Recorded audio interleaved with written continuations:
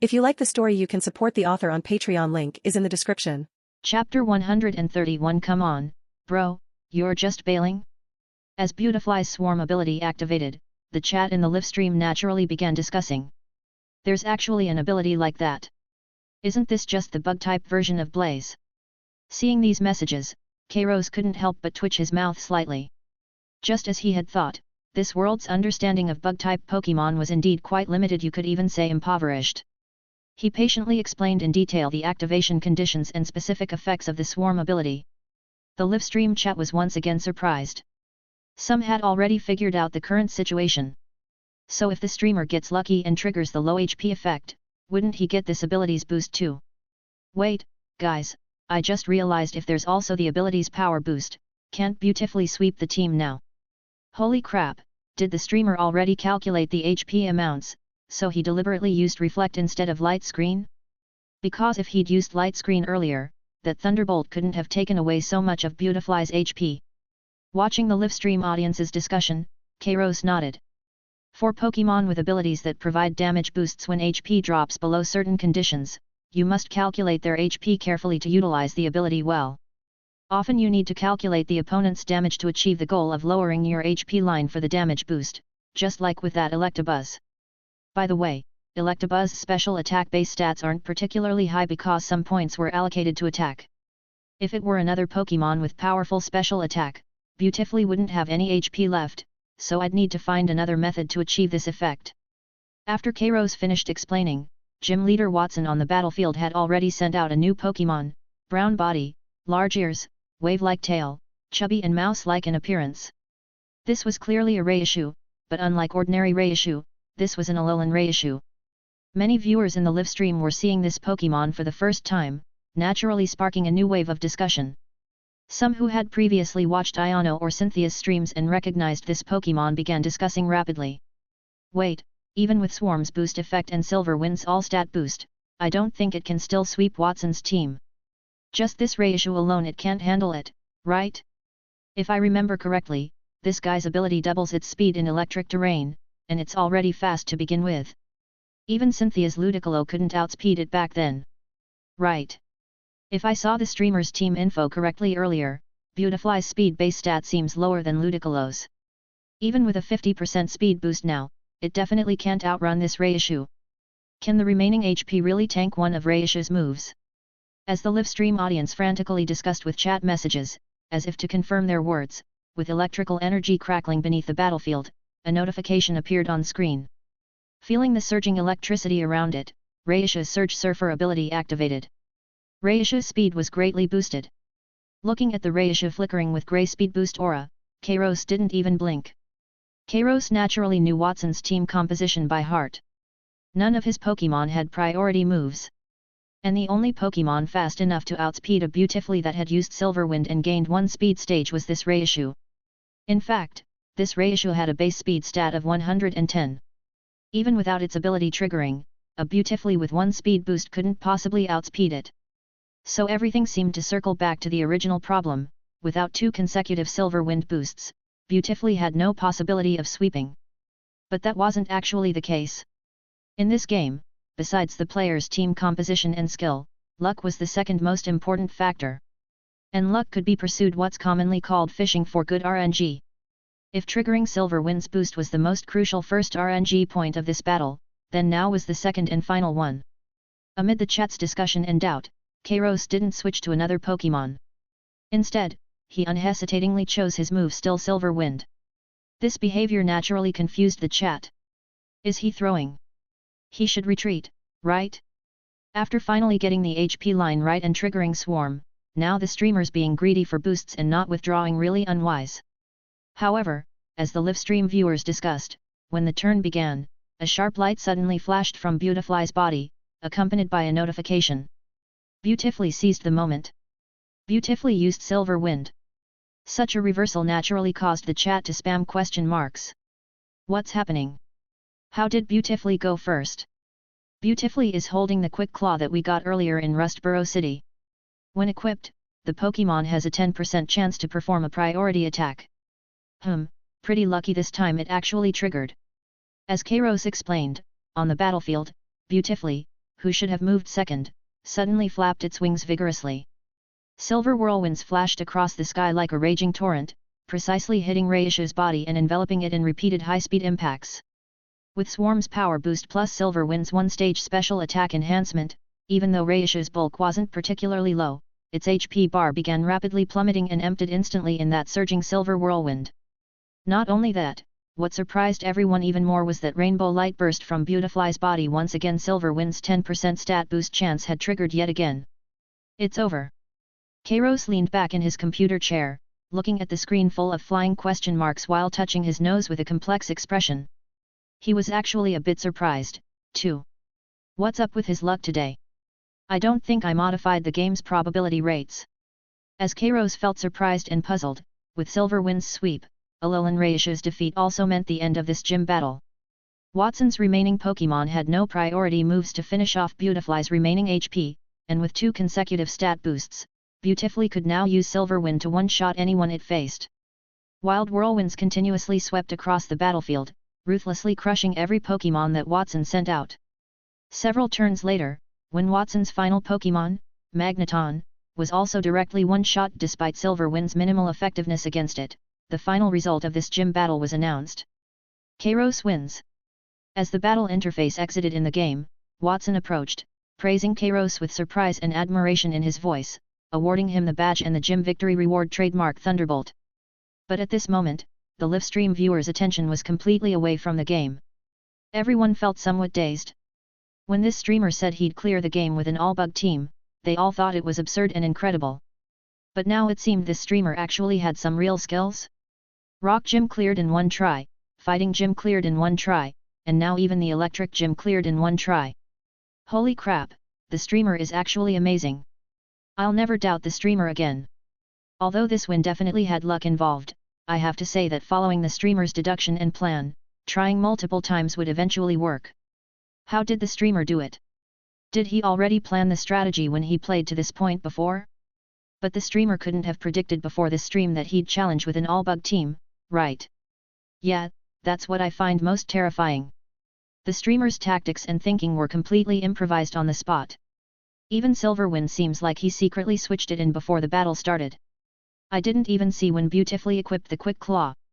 I suspect the streamer is a champion from some region, playing on a side account for fun, and probably a bug-type champion. Do you know any regions with bug-type champions? There really don't seem to be any. Elite Four and champions of other types are common, but there really aren't any bug-type Elite Four members. Wait, I think there's one called Aaron. Never heard of this person. If the streamer isn't a bug-type Elite Four member, I can't think of anyone else who could fill that position. The livestream chat frantically discussed and debated, all praising Kairos.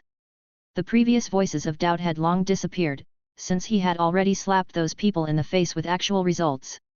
At the same time, a new batch of chat messages began urging Kairos on. Hurry up, streamer. I'm timing you, it's only been 2 hours and 12 minutes and you've already cleared 3 gyms. At this rate, you could totally reach the latest progress within 5 hours. Holy crap, I forgot until you mentioned it. This has got to be the current speedrun record, right? Hurry up, streamer. Although the next fire gym will probably be tough too, I think the streamer will definitely figure out a way. Stream faster, streamer. However long you stream today, I'll watch for that long. I'm literally moving into your live stream and not leaving. However, facing the chat's urging, Kairos wasn't in a hurry. He looked up at the time in the computer's bottom right corner. It had been just over 2 hours since he started streaming. The viewer count had also grown from the initial 100,000 to just over 200,000 now, still quite a gap from his target of 500,000. After brief consideration, he decisively made his decision. After clicking the game save button, he directly exited the game via the top right corner. Dear viewers, thank you all for your company. That's all for today's gaming session. Tomorrow at the same time, I'll stream Pokémon Emerald again. I hope you'll all come support me. See you all tomorrow. After speedrunning through this announcement, Kairos directly ended the stream amid a sea of question marks in chat. With his departure, the now black live stream room had even more chat messages flying around than before. The streamer just bailed. Come on, bro, you don't want to make money? The gift revenue has got to be tens of thousands already, right? The big shot who challenged you is still waiting in the stream, and you just say you're not streaming and leave. Incredible. I originally thought reaching the latest progress in a week was impossible, but now it seems like a week is way too generous for the streamer. He even just streamed for 2 hours and bailed. Kairos didn't know how the livestream viewers were discussing him. At this moment, he sat in front of his computer and stretched. If he had continued playing, he could indeed have reached the latest progress within 2 hours, maybe even beaten the flying gym. But if that had happened, it would go against his original intention. After all, he wasn't really here to play games and do challenges, he was here to build his stream's popularity. His clearing of the electric, rock, and fighting gyms should have all been recorded by viewers in his livestream and would soon be made into video clips and uploaded online. Given Pokémon Emerald's current popularity, these videos going viral was just a matter of time. And only when these videos hit a certain level could they convert to hype, bringing more and more new viewers to his livestream. To quickly reach that 500,000 viewer count, streaming again tomorrow and waiting for the video's hype to ferment was the right choice. More importantly, Kairos hadn't forgotten that he was here to make games, not compete with other players for leaderboard rankings. Otherwise, honestly, with his skill level and understanding, it would be way too unfair to other players. With that thought, Kairos shook his head slightly. For now, he should get back to making games. He yawned and waved toward the living room. Jengar. Time to get to work. Chapter 132 Iono, whatever, let's just play first. Keh. Following Kairos's call, the next second, a deep purple figure immediately emerged from the nearby wall, hovering in front of him, flashing its big white teeth with a cheerful expression full of expectation as it looked at Kairos. Keh. What delicious food is there this time? I'm here. Seeing its appearance, Kairos felt somewhat helpless for a moment. It was hard to imagine that the Jengar who had once snuck into his room to eat his soul could never go back after tasting his cooking. But this was actually good. It proved his cooking skills were indeed quite excellent, and it kept this guy settled here peacefully instead of going out and causing a bunch of commotion. If the League found out there was suddenly an additional Jengar in the city, and a gym leader level 1 at that, they'd probably immediately dispatch a large number of Officer Jennies to capture it. No, ghost-type Pokémon of this level would require specialists to handle. With this thought, Kairos shook his head slightly and reached out to tap Jengar's incorporeal head. Stop thinking about food all day. I'm not keeping you here to freeload, time to work. At these words, Jengar's expression immediately drooped, showing a dejected look. However, thinking of Chandelure's powerful combat ability and all that delicious food, it shook its head slightly. Fine, fine. Living under someone else's roof means having to bow your head. Keh. It turned to look at Kairos, waiting for instructions. Kairos then pulled it to the computer and opened a text document for Jengar to review. To help you better understand game development, I prepared this especially for you. Study all of this first. Jengar turned toward the screen, and when it saw the dense text, its mouth twitched slightly. Core elements of map design and fundamental game logic. Game objectives and methods for achieving player satisfaction. Content to enhance experience during gameplay. Jengar's head was spinning now. Honestly, it had never regretted learning human language as much as it did right now. Is it too late to go back to the ghost world? Watching Jengar obediently begin studying at the computer, Kairos was actually contemplating. With the system's existence, he could quickly create content for any game, but it still required time and energy. After Jengar learned these basics, he'd only need to share his ideas with it, and it could help him create these games, reducing the time needed for game development and improving efficiency. What pleased him most was that according to his inquiry, the system indicated it could install the game creation modules on Jengar, allowing it to use the modules normally when using the computer to accelerate game development. Thinking of this, Kairos shook his head slightly again. Although the creation modules he currently had were all high level, they weren't enough. If someday he could just imagine something in his mind and the game modules would automatically generate corresponding game content, then Jengar could retire and go play wherever it wanted. Just as Kairos was pondering, a system notification suddenly popped up. Detecting host's needs, Advanced Game Creation Module Store has been unlocked early. The module the host requires is Mental Creation Module, Advanced. Description: with this module, the host can automatically control the system through thoughts in their mind, generating corresponding game content, and can make fine adjustments using mental commands. It also accelerates game creation efficiency by 300%. All games you create with deep strategic content will increase emotion point generation by 200% when played. Seeing this notification, Kairos raised an eyebrow and smiled slightly. Speak of the devil.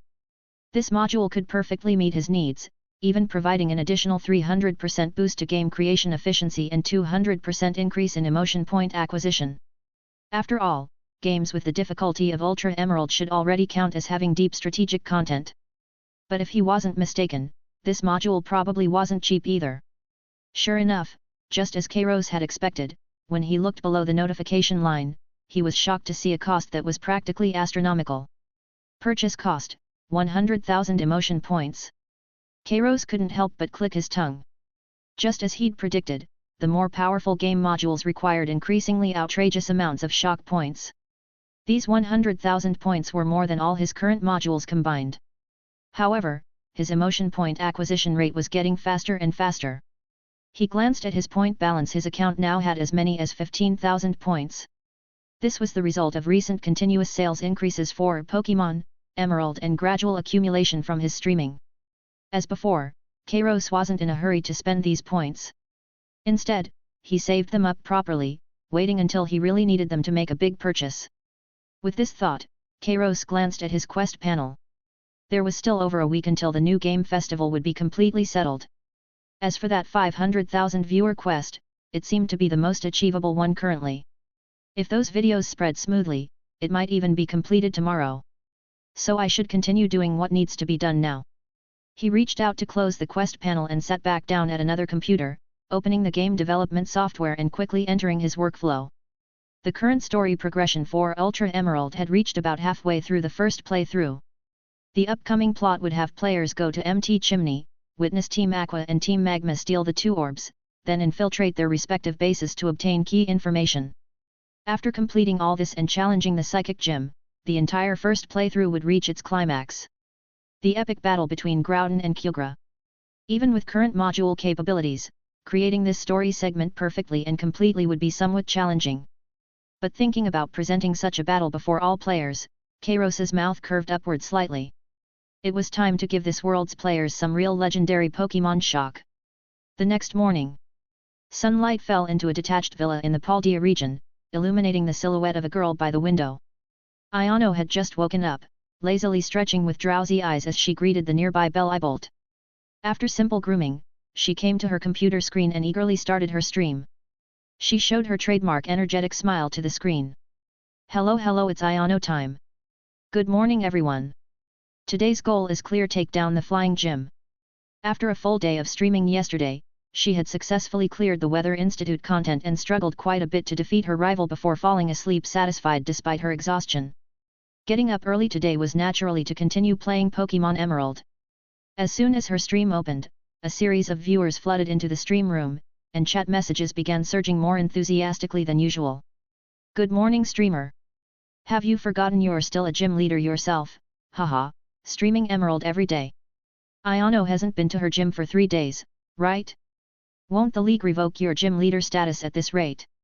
SHH, keep it down everyone. Being a gym leader is work, but streaming is real life, you know. Seeing these teasing chat messages, Ayano's face turned red with a puff. She had indeed been obsessed with Pokémon Emerald lately and hadn't properly managed her gym in quite a while. But the good news was that most of the time at her gym, it wasn't necessary for her as the gym leader to battle trainers personally. Her Levencia gym's operating model was quite different from other gyms. And she was streaming to increase her stream's popularity anyway. But these chat messages had a point: it wasn't really appropriate for a gym leader to be constantly obsessed with games. In that case, well, she'd go to the gym tomorrow. As for today? Play games first. Ayano made her decision and moved her mouse to the familiar game icon, preparing to open the game. However, just then, she noticed another series of new chat messages flooding her stream. Streamer, go check out the next room. There's someone doing an all-bug team clear challenge. Yeah, on this same platform, room number A3657. He seems to be streaming now too. I just came from there. This person is super amazing, go check it out quick. You might learn something. All bug challenge. Ayano tilted her head, immediately showing interested expression. Honestly, after hearing this news, she was genuinely surprised. Over the past few days, she had undoubtedly experienced this game's difficulty firsthand. Even with a pure electric type team, she had encountered quite a few problems and difficulties in the game's progression. Bug types, in her impression, were undoubtedly the weakest and most unpopular of all types. Would there really be a streamer who wanted to use this type for a clear challenge? Was this just for attention? Despite her doubts, Ayano decided to check it out. She skillfully entered the room number provided by chat in the upper right corner. The page switched, and a simply styled stream room appeared before her. The streamer wasn't even showing their face, with no other decorations or windows, just the game interface and a concise title. Decent person, Emerald, all bug team pushing latest progress. Ayano couldn't help but frown slightly. Being experienced with streaming, she naturally knew that even slightly professional streamers would at least decorate their stream rooms to highlight their characteristics. This was essential for every streamer. But this stream room seemed quite half-hearted. It didn't even have some interactive features enabled. However, when her gaze swept across the real-time viewer count in the upper right corner, she was instantly stunned by the glaring numbers. F5500,000 online viewers. Ayano instinctively exclaimed, her eyes wide as saucers. Although this number wasn't anything special for a big streamer like her during popular streaming hours, her stream's viewer count could easily reach 500,000 too. But the problem was that those who could reach this level of viewership were already considered top-tier streamers on the platform. And this streamer called Decent Person, she had never heard of such a person before. Had they just suddenly emerged recently? Her curiosity was completely ignited. She ignored her own game that she'd just opened and focused intently on watching this stream room's content. In the stream, this streamer seemed to be in the middle of a battle right now. After seeing the opponent's Pokémon, Ayano immediately realized this was the normal gym leader battle. On the other side of the battlefield was Norman's fearsome Mega Kangaskhan. Wow, this streamer's in for a tough time. Ayano couldn't help but exclaim, memories of being dominated by Mega Kangaskhan flooding back. Sure enough, just as she expected. In the screen, with Mega Kangaskhan's consecutive fierce attacks, the streamer's team Pokémon began falling one by one, until they were easily swept by Mega Kangaskhan. Streamer's done for. Mega Kangaskhan is too strong, no choice. You tried your best. Similar regretful messages scrolled through the other stream's chat. Finally, when Decent Person's last Pokémon also fell, Ayano unconsciously sighed. Phew. Although they lost, this result seemed quite normal to her, since Mega Kangaskhan's strength was just too overpowered. But this streamer's team composition was quite interesting. There were even many Pokémon she'd never seen before. Just as she was about to say something, a calm male voice rang in her ears from the screen. Actually, there's a chance to beat Mega Kangaskhan here, but it would probably take many attempts. Since Norman will let us pass anyway after we win, there's no need, just let everyone faint. Also, everyone worked hard this time. We'll come back for revenge next time. Hearing this, Ayano was stunned. Could beat Mega Kangaskhan? No way. Comment. 11 comment. Vote. Chapter 133, 134, isn't this going a bit too far? It wasn't really strange that Ayano felt puzzled hearing those words. After all, she had personally witnessed just how incredibly powerful Norman's Mega Kangaskhan was, and had experienced it firsthand. Ayano had asked herself at the time, if she faced Norman's gym battle again, knowing the composition of his team, could she find a way to defeat that Mega Kangaskhan through multiple attempts? But the conclusion she reached was, it would be very difficult, extremely difficult. She couldn't even guarantee whether she could pull it off. She had also watched the recording from Cynthia's stream. Cynthia had accidentally triggered the Mega Evolution mechanic and only managed to defeat the Mega Kangaskhan thanks to her Sceptle's final burst of power. In contrast, she had been lectured by Norman about not having a strong enough bond with your Pokémon. Thinking about this made Ayano blush with embarrassment. She had been so focused on playing the game that she'd almost forgotten that even in a game, she needed to properly interact with her Pokémon. But since then, she had been paying attention to this. Now after every battle with wild NPCs, or periodically, she would interact with the Pokémon on her team. Not only did Ayano find the words of this streamer called Decent Person strange, but the viewers in her chat who hadn't encountered this streamer before naturally felt the same way. Who is this Decent Person anyway? All bug challenge, you've got to be kidding, right?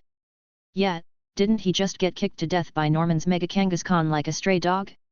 Now he's being stubborn saying he could win, just doesn't want to. Streamer, go play the game, don't waste time watching him.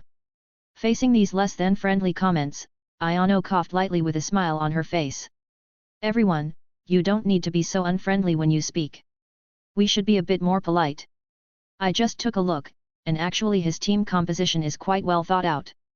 Beautifly and Butterfree should be the important Pokémon helping him get through the early game, while the late game relies on Leaveney and whatever that Wimpod evolves into to carry him through the end game. I bet those two Pokémon are about to evolve soon.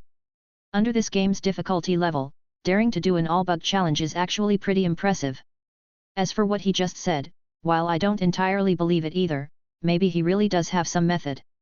Though she said this, Ayano actually thought that with this streamer's current team composition, trying to defeat Norman's Mega Kangaskhan would probably be even harder than with her own team. But there was no need to keep picking on this streamer over something he said casually. The fact that he had 500,000 concurrent viewers was already proof enough that this streamer had some real skills.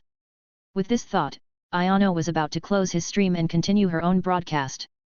However, just then, she noticed that the chat atmosphere in Decent Person's stream was completely different. Streamer, you're going to reach the latest progress soon anyway, why don't you show everyone how to take down that Mega Kangaskhan? Yeah, rather than watching you clear the game, we'd much rather see you put on a show. I'm sending gifts to this point now, consider it advance payment for the entertainment. Me too, streamer, give us a tutorial. The chat in his stream was flooding with messages, accompanied by a constant stream of flashy gift effects. Ayano's eyes widened slightly. The popularity value in his stream had even exceeded her own, which was proof of just how crazy the gift spending was right now. Although as a gym leader she didn't care about this small amount of gift money, the problem was that from the sheer volume of gifts being sent, you could tell that these people genuinely believed this streamer could do what he claimed and clear Norman's gym. Moreover, a steady, calm male voice in his stream responded with a hint of helplessness. Alright, since everyone wants to see it, I'll give you all a demonstration. With that, he actually clicked the close button in the upper right corner, chose to load a save, returned to the moment before challenging Norman, and then initiated the battle. 15 minutes later. The silver whirlwind tore across the battlefield, striking the opposing Mega Kangaskhan with pinpoint accuracy. Caught in the raging gusts, the massive Pokémon staggered, then collapsed. That same steady, calm male voice spoke again. Alright, just like I said. That's how you clear it. You just need a few tries, since there's always a bit of luck involved. The key factors are timing reflect properly, landing Butterfree's sleep powder, and hoping Beautifly's silver wind triggers its stat boost more than once. Beautifly's physical defense has to reach at least 2 stages to survive a fire punch from Mega Kangaskhan, and it needs to be at full health. That's why we save the sleeping slaking for the second to last turn. With the 2-stage attack boost and carefully managed HP, we can trigger Swarm, then heal back to full with Absorb. Only then can we possibly stand up to Mega Kangaskhan. Since it's guaranteed to get at least one attack in, a simple speed-based sweep won't work. These techniques are nothing new. Screen setups, HP control, predicting double switches, baiting moves, managing health, it's all standard stuff. At that moment, Ayano, who had witnessed the entire process in front of her computer screen, was completely stunned. The chat in her stream, which had also witnessed everything alongside her, began flying by. Wait, dude, I thought you were just talking, but you can actually do it. No wonder this guy's stream has such high popularity, turns out he really has some serious skills, damn. Streamer, what's your take on this? Among the flood of comments, Ayano also snapped out of her surprised state. She had to admit, even from her perspective as a gym leader level trainer, this person's battle could be described as spectacular. Almost no mistakes, perfectly executed, as if the entire flow of the match was firmly under his control. And without any single step, the final outcome would have been completely different. She hadn't seen this level of commanding ability in a long time. The last time she had this feeling was when she personally witnessed a battle between 2 champions at a certain tournament. Ayano couldn't help but become curious. So who exactly is this streamer called Decent Person? Could he really be some bug-type Elite Four member's streaming account? While there was certainly some luck involved, she had to say his tactical setup and execution were both perfect. Looking back at every gym battle she'd experienced, while her performance wasn't particularly bad, she definitely wasn't as composed and thoroughly planned as him. Instead, she seemed rather reckless. It seemed like she needed to think more and plan better before making decisions in future gym challenges. As Ayano was reflecting, a brand new question suddenly arose in her mind. This streamer had now finished the normal type gym, which meant he was more than halfway through the entire game. But she had never heard of a streamer called Decent Person broadcasting before. And considering his clearing speed taking down Norman's gym Mega Kangaskhan in just 15 minutes, wouldn't his usual clearing speed be even more terrifying? After suddenly realizing this issue, Ayano immediately asked her stream viewers. Does anyone know when this streamer started broadcasting? I mean, when did he start playing this game? To her question, the chat quickly provided answers. Hey, don't you know, streamer? It was just yesterday afternoon. Yeah, he only streamed for 2 hours total, cleared the first 3 gyms in one go each. We all thought he was going to clear the whole game on his first day, but then he just went offline. If I remember correctly, he only started streaming about an hour and a half ago, right? Can't believe he's already cleared 2 more gyms, what incredible speed. You know what the most enjoyable thing in life is? Having one screen watching Ayano's stream on the left and another watching his stream on the right, haha. The chat continued scrolling frantically, but Ayano could no longer see it at that moment. Only streamed for 3.5 hours total. She felt something explode in her head with a buzzing sound. The next moment, she slammed Decent Person's stream closed and dove straight into Emerald. You've got to be kidding me. She had been playing since the very first day the game launched, spending at least 7 to 8 hours a day in this game, and had finally managed to make it onto the leaderboard in 3rd place, even closely trailing Cynthia's progress. Now where did this Decent Person suddenly come from to steal her spot? An unprecedented sense of crisis suddenly washed over Ayano. Even when Charge Stone Gym was declining and failing back in the day, it had never felt this intense. Ayano controlled her character and rushed all the way to the flying type gym entrance in Fortree City, took a deep breath, and made a bold declaration to her stream viewers. Everyone, we're now going to tackle the flying type gym and finish the battle with the gym leader within 10 minutes. We're going for a one-shot clear too. If someone else could clear gyms that fast, then so could she. Besides, this was a flying type gym, and with her all-electric team against flying types, it would be like cutting through butter with a hot knife. Although knowing this game's nature, there would still be some difficulty even then, but at the very least, she was an electric type gym leader. She couldn't possibly do worse than someone else's all-bug team, could she? After saying this, Ayano took a deep breath and boldly controlled her character toward the gym interior, full of confidence. However, the next moment, her character got stuck right at the entrance, and every time she moved, it made a ridiculous collision sound with empty air. Tr. Ayano was stunned. Wait, why won't this gym let me in? 15 minutes later, Ayano finally returned to the entrance of the flying type gym in Fortree City. Thanks to the in-game storyline, she had figured out what had blocked her path earlier. An invisible Kecleon had been standing in the way the whole time. The game hadn't made this obvious, though. There were no clear hints or guidance, which led her to wander aimlessly around Fortree City for quite a while. Eventually, she ran into a Devon Corporation researcher on the bridge to the right. He gave her an item that could reveal hidden Pokémon. After a quick battle, she successfully drove off the invisible Kecleon from the gym entrance. Only then did Ayano, triumphant, guide her character into the flying type gym. As expected, the situation inside was just as she'd predicted. The NPC trainers were high level, but all of them used flying type Pokémon. With her all-electric team, she breezed through the battles. Her Pokémon didn't even lose a single hit point. Chat exploded with comments.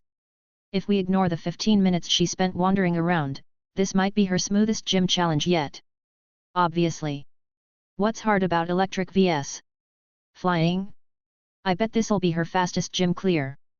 Haha, is the streamer getting nervous about that Decent Person guy? Afraid he'll steal your leaderboard rewards? I don't get it. The leaderboard only gives a Thunderstone and some rare candy, right? Not exactly game-breaking items. You don't get it. It's not about the rewards. It's about honor. Ayano glanced at the chat, a thought suddenly surfacing. Right, the game announcement had said that starting with the next leaderboard reset, the rewards would be much more generous. She couldn't help but think back to that mysterious candy she'd received recently and the unusually high-quality Thunderstone. Even more generous than those? Ayano gulped. She definitely couldn't afford to lose her second-place spot. Time to go full offensive mode. The Fortree Gym also had puzzle-like challenges involving rotating mechanisms that needed to be placed precisely to open a path forward. But Ayano had solved countless puzzles before. With practiced ease, she breezed through the obstacles and stood before the Fortree Gym leader. She pressed the interact button. Stirring battle music began to play. Pokeballs flew across the screen. The battle was about to begin. Meanwhile, in a different stream, the very person Ayano had been thinking about, the one known online as Decent Person, or Kairos, was stroking his chin, deep in thought. In the normal type gym, Norman's Mega Kangaskhan had served to showcase the power of Mega Evolution to players, without blocking their progress too much. But now, Kairos was considering putting a Mega Altaria in the flying type gym. Was that going too far? Chapter 134 Where's that promised welfare round? At this thought, Kairos couldn't help but shake his head slightly. Oh well, judging by the current game leaderboard progress, Cynthia should be the first to challenge the flying type gym anyway. Although with Mega Altaria's strength, even Cynthia would probably be caught off guard at first, she had been playing Emerald for so long that she'd quickly figure out a counter-strategy. What's more, from yesterday's stream footage, her Sceptile seemed ready to Mega Evolve at any time. He had specifically arranged for Steven to appear before the flying type gym to give players the Keystone, an essential item for Mega Evolution. He believed Cynthia should be able to clear this gym pretty quickly. As for the other players challenging the gym, well, all he could say was good luck to them. Kairos shook his head and continued controlling his character toward the next gym city. Meanwhile, in Ayano's livestream room on another platform. Is everyone ready? She asked, looking at the electric-type Pokémon in front of her as she made one final rallying cry. We absolutely have to take down this gym as fast as possible. Several electric Pokémon responded with excited sounds. The Joltik that had evolved into Galvantula was now waving its two front limbs, shooting out excited sparks of electricity as if responding to Ayano's call to action.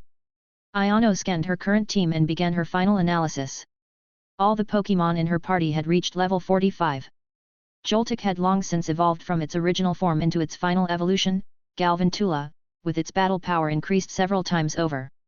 The Pikachu she'd caught in Viridian Forest had also been evolved using the Thunderstone reward from the game, successfully transforming into Raichu after she followed her viewers' suggestions. What disappointed Ayano slightly was that Pikachu hadn't evolved into the same form as the Raichu from the electric-type gym. To this day, she still didn't understand what was up with that Raichu, but its ability combined with electric terrain was clearly much stronger than her Raichu's current lightning rod ability. Next was the Magnemite she'd caught later, which had evolved into Magneton, and her ace starter Pokémon, Ampharos, which had long since reached its final evolution. Scanning her team's condition, Ayano immediately formulated her battle strategy. At the start of battle, she'd lead with Raichu to set up electric terrain. She directly switched her team lineup, putting Raichu in the lead position, and addressed her stream chat.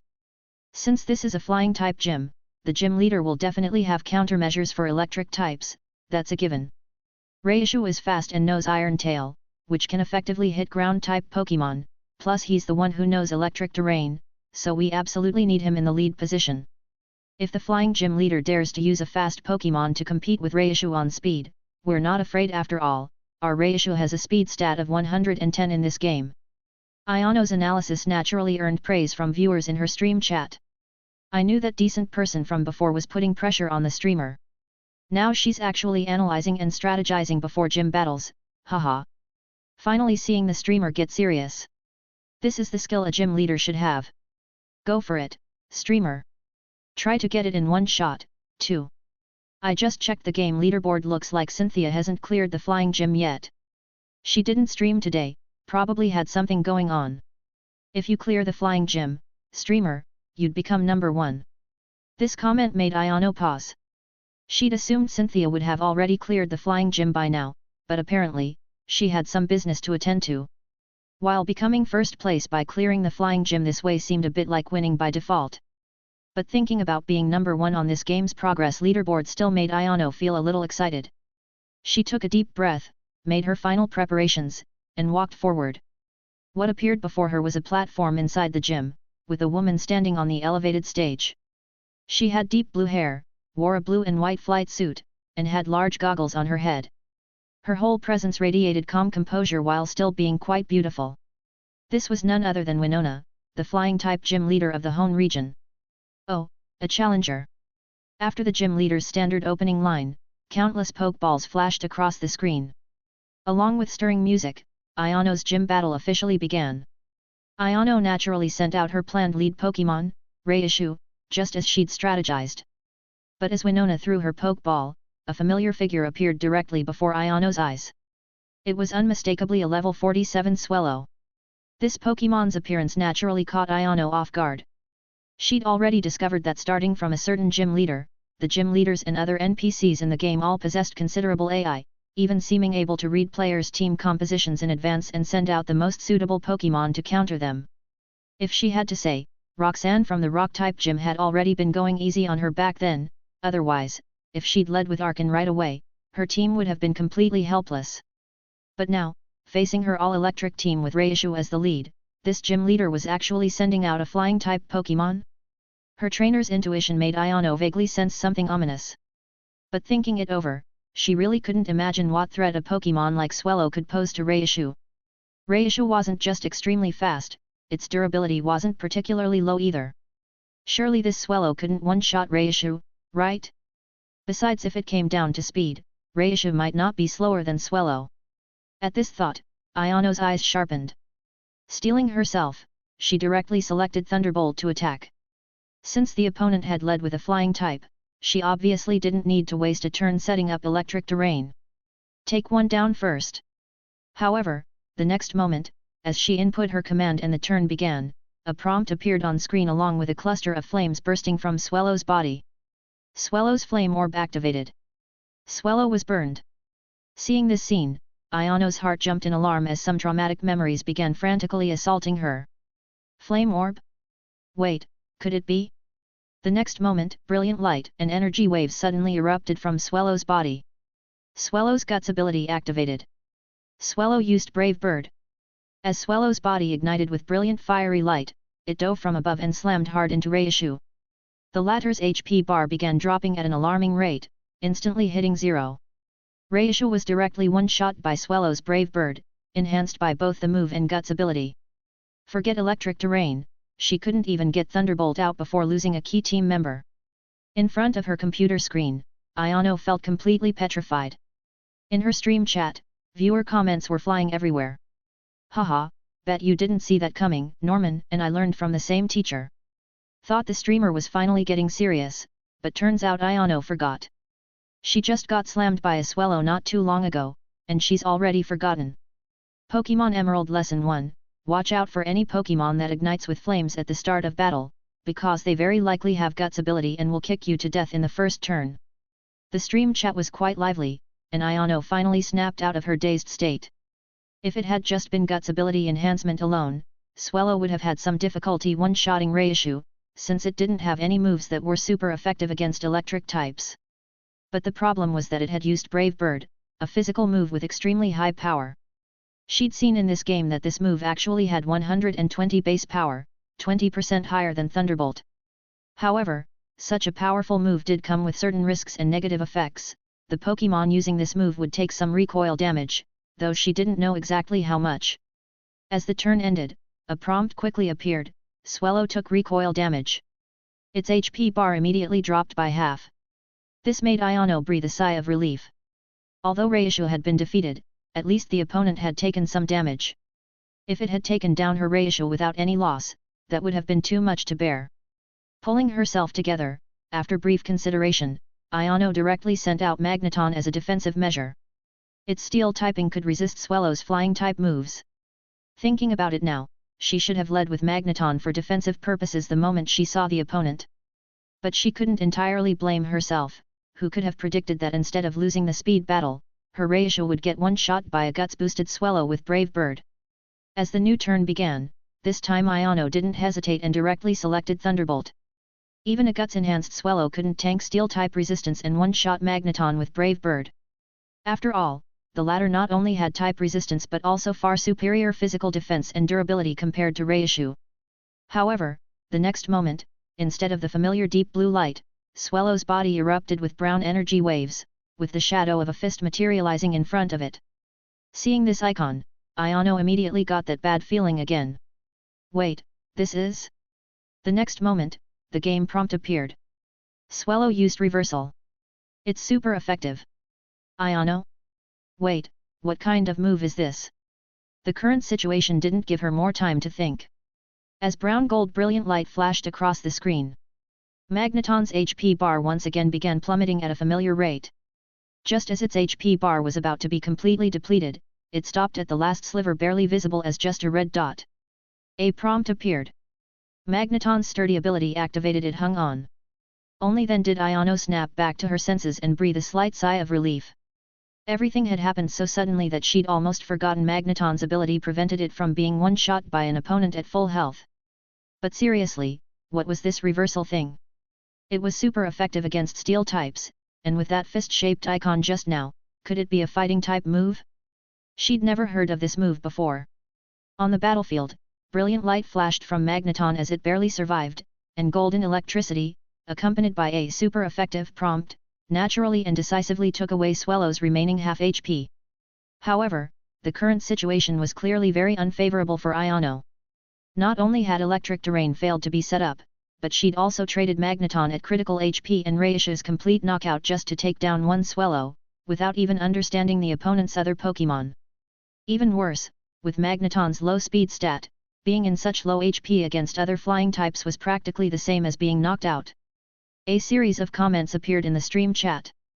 Brothers, I looked it up. This reversal is a fighting type move. The more HP the user has lost, the higher the damage. Normally, people rarely use this move, so I didn't expect to see it in the game. Haha, didn't expect that, did you, streamer? Flying type Pokémon can learn fighting type moves too. The NPCs in this game really have broad movesets. I'm guessing there'll be a ground type Pokémon coming up next, haha. Looks like she won't be getting through in one attempt again. Ayano couldn't help but feel somewhat resigned, accepting this reality. The gym leader teams in this game were just way too powerful, weren't they? But in this situation, she could only grit her teeth and continue. At least she'd figured out the first Pokémon setup, so it wasn't a total loss. Thinking this, Ayano scanned her team, considering which Pokémon to send out after Magneton went down. But the key question now was, who was the opponent's next Pokémon? Just then, a red light flashed, and the gym leader's second Pokémon appeared on the battlefield. When she saw that figure clearly, Ayano couldn't help but pause again. This one is? Gliscor? Wait, what type is Gliscor again? If it's flying through the air, it should definitely be flying type. But why does something feel off? Whatever, Magneton's going down anyway. With this thought, Ayano casually selected Thunderbolt. But the next moment, she suddenly realized. Wait, isn't Gliscor a ground type? Chapter 135. I'm tired, just end it all. Where was the promised welfare round? Ayano looked at the Gliscor on screen with its calm, unhurried smile and couldn't help but lament internally, feeling completely powerless. Of course, there was a ground-type Pokémon, this was way too torturous. She felt like she wasn't challenging a gym but solving a headache-inducing puzzle where every move her opponent made was beyond her expectations, completely unpredictable. But having come this far, she could only grit her teeth and continue. Every bit of information she could gather would help. She took a deep breath, forcing herself to focus as she placed her hands back on the mouse and keyboard. Her gaze sharpened as she began rapidly thinking about how her team could handle this Gliscor. Her mind started racing. Besides the critically wounded Magneton, her remaining Ampharos and Galvantula both had other type moves with decent coverage. She recalled their movesets. Ampharos had the Rock-type Power Gem, while Galvantula had the Grass-type Energy Ball and Bug Buzz. But it seemed none of them were super effective against Gliscor. Ayano couldn't help but feel a headache coming on. Ground plus Flying typing perfectly avoided Rock and Grass-type weaknesses, and Bug only dealt normal damage. This thing's resistances were actually that good? But on the bright side. Ayano paused, trying to think positively for some comfort. At least this guy wouldn't have that terrifying burst damage, right? Compared to the earlier Swellow, this seemed like a stall-type Pokémon. No matter what, it had to be better than getting one shot like Reisha had been. As for Magneton, she looked at her critically injured partner on the field, feeling somewhat heavy-hearted. She definitely couldn't switch Pokémon now and waste turns, it would just have to be sacrificed. She needed to create a safe entry opportunity for her remaining teammates. While she was thinking, her previous command could no longer be taken back. The turn began, and the critically wounded Magneton stubbornly gathered its last bit of strength. Brilliant golden electric serpents erupted around its body as Thunderbolt precisely hit the airborne Gliscor. But as Iono expected, a despairing message appeared. But it had no effect. Gliscor lazily adjusted its position in the air, as if that violent electric attack was just an insignificant breeze with no impact whatsoever. Then something even more unexpected happened. Ominous purple bubbles suddenly appeared around the opponent's Gliscor. A system prompt appeared. The opponent's toxic orb activated. Gliscor was poisoned. It got poisoned. Iono read this aloud reflexively, then froze completely. Wait, what was happening? How did it get poisoned? Is this how you use a toxic orb? She felt her common sense being shattered, her brain completely crashing. Unlike Flame Orb, Toxic Orb was an item frequently used by Poison-type trainers in the real world. But this thing's purpose was mainly to provide powerful Poison-type energy for Poison attribute Pokémon, enhancing their Poison-related abilities. However, because the toxins contained within were too intense, generally speaking, unless it was an Elite Four or Champion-level Poison-type Pokémon, one Toxic Orb had to be used across multiple sessions. Otherwise, even Poison-type Pokémon themselves couldn't handle it. But now, why was this Gliscor in the game directly carrying a Toxic Orb on its body? And this thing actually poisoned it directly? Such a bizarre sight left the chat confused, and comments began flooding in. What does this even mean? Could it be Guts' ability again? That doesn't make sense. Why not carry Flame Orb then? If Toxic Orb poisons it, won't Gliscor lose HP? Yeah, and Guts Swellow is our old friend, but there shouldn't be any Guts Gliscor, right? Bug? Did the streamer trigger a hidden mechanic again? Or did the NPC equip the wrong item? But before anyone could figure out the Toxic Orb situation, something even more unexpected happened in the battle. Gliscor completely ignored its poison status and didn't attack the critically wounded Magneton to finish it off. At this moment, strange light surrounded its body, and a vague, somewhat comical doll-like substitute instantly appeared in front of it, taking its place. As the doll appeared, its HP bar immediately dropped by more than half, with the game prompt following. Gliscor used substitute. Gliscor's HP decreased. Seeing this scene, the chat began discussing again. Substitute? This is the first time I've seen this move, even in reality, hardly anyone uses it, right? Haha, you know what, that substitute doll actually looks pretty cute. So what's this move's effect in the game? Can't really understand it. The opponent mysteriously poisoned itself and used this move to lose half its HP. Isn't it afraid of poisoning itself to death? However, Iono, looking at that floating doll, suddenly had another ominous premonition. Experience told her that whenever an opponent's behavioral logic in this game was completely inexplicable by common sense, it meant only one thing. She was about to have a bad time. Sure enough, the next moment a prompt appeared. Gliscor's Poison Heal ability activated, restoring HP. As Poison Heal triggered, the HP Gliscor had just lost from creating the substitute was instantly partially restored. Under these circumstances, the chat instantly filled with question marks, falling into confusion. What kind of ability is this? I get it. Toxic Orb triggers Poison Heal. That's why it poisoned itself. Damn, what kind of broken strategy is this? Iono was dumbfounded, too. So this orb was specifically used to trigger Gliscor's Poison Heal ability for HP recovery, essentially like a supercharged leftovers? No choice. As the new turn began, Iono knew Magneton had to do something. But she could only select Flash Cannon. This can't hit flying types super effectively, but at least it's a steel type stab move that won't be immune. Hopefully, it can break that substitute. But as the next turn started, Gliscor's body directly lit up with a green protective barrier. Gliscor used Protect. Magneton's desperate flash cannon slammed hard against the barrier and was completely nullified. But it had no effect. This way, not only did the substitute remain intact, but taking advantage of Protect ending, Poison Heal activated again, restoring more of Gliscor's HP. I understand now, damn. Poison Heal plus Substitute plus Protect, this is an infinite loop. What even is this? This is ridiculous. Why are all the NPCs in this game so unsportsmanlike? At this moment, Ayano directly collapsed back into her chair. I'm tired, just end it all. However, what Ayano didn't expect was that this gym battle's torture for her was just the beginning, far from over. An hour later, through countless failed attempts, she finally figured out the configuration of all Pokémon in the Flying Gym team. Besides the Gliscor she was now familiar with, capable of skillfully using Substitute Protect while carrying Toxic Orb, and that Flame Orb Guts Swallow with maxed damage output, the remaining 3 Pokémon were a Fire/Flying Dual-type Talonflame with Flame Body ability, a Flying-type Togekiss, and finally a Flying/Dragon Dual-type Altaria. And these 3 Pokémon obviously weren't easy opponents either, in fact, they could all be described as quite troublesome.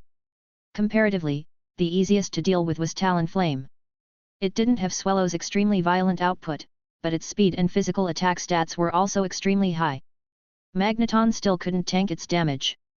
As for the other Pokémon, Togekiss, it gave Ayano an incomparable headache, even far exceeding the Substitute Protect Toxic Gliscor. After fighting several rounds with Gliscor and discovering this strategy was just too disgusting, Ayano was wondering how such broken move and ability combinations could exist. But when she finally managed to deal with Gliscor and faced Togekiss, she realized you didn't need so many disgusting setups to make opponents suffer. This Togekiss' ability, called Serene Grace in the game, had a simple and brutal effect. When using moves, there was a higher chance of triggering additional effects. And this Togekiss in the Flying Gym was like it was cheating. Its Air Slash, boosted by Serene Grace, would trigger Flinch every single time it was used, then trigger Flinch again the next time. Togekiss' speed was also extremely fast, making Ayano feel like she was losing her temper. As for the final Altaria, while it hadn't shown anything particularly special yet, its Dragon/Flying typing meant electric moves couldn't deal double damage to it. Moreover, this Pokémon's durability seemed quite ridiculous too, with Dragon-type stats showing their full potential. Countless times, Ayano would struggle to defeat the earlier Pokémon only to fall before this Altaria at the end, falling short of victory. However, these numerous failures weren't meaningless. Through countless attempts and resets, Ayano finally found the perfect timeline. Not only did Swallow's Brave Bird miss, but Gliscor's Substitute Protect Toxic strategy was broken by a critical hit that created an HP gap, and Togekiss' Air Slash didn't trigger Flinch even once before being successfully taken down. Most crucially, not long ago, reminded by her chat, Ayano suddenly remembered she was already qualified for Mega Evolution. Then, in brilliant rainbow light, everyone witnessed Ampharos's appearance after Mega Evolution. Its dragon lineage awakened, with flowing white hair atop its head, looking mighty, like a dragon crackling with brilliant electricity. This Mega Ampharos's battle power was naturally quite formidable. While its speed disadvantage wasn't greatly improved, the enhancement in durability and damage output was obvious and dramatic. Ayano relied on it to defeat the most troublesome Gliscor. After defeating the second-to-last Pokémon, Talonflame, Ayano still had 2 battle-capable Pokémon remaining. One was Reishu, still at full health. The other was Mega Ampharos, standing proudly on the battlefield with half its HP remaining. At this moment, the battle music had become incredibly stirring, and the atmosphere grew tense and heated. The stream viewers held their breath, as if everyone was anticipating Ayano's victory.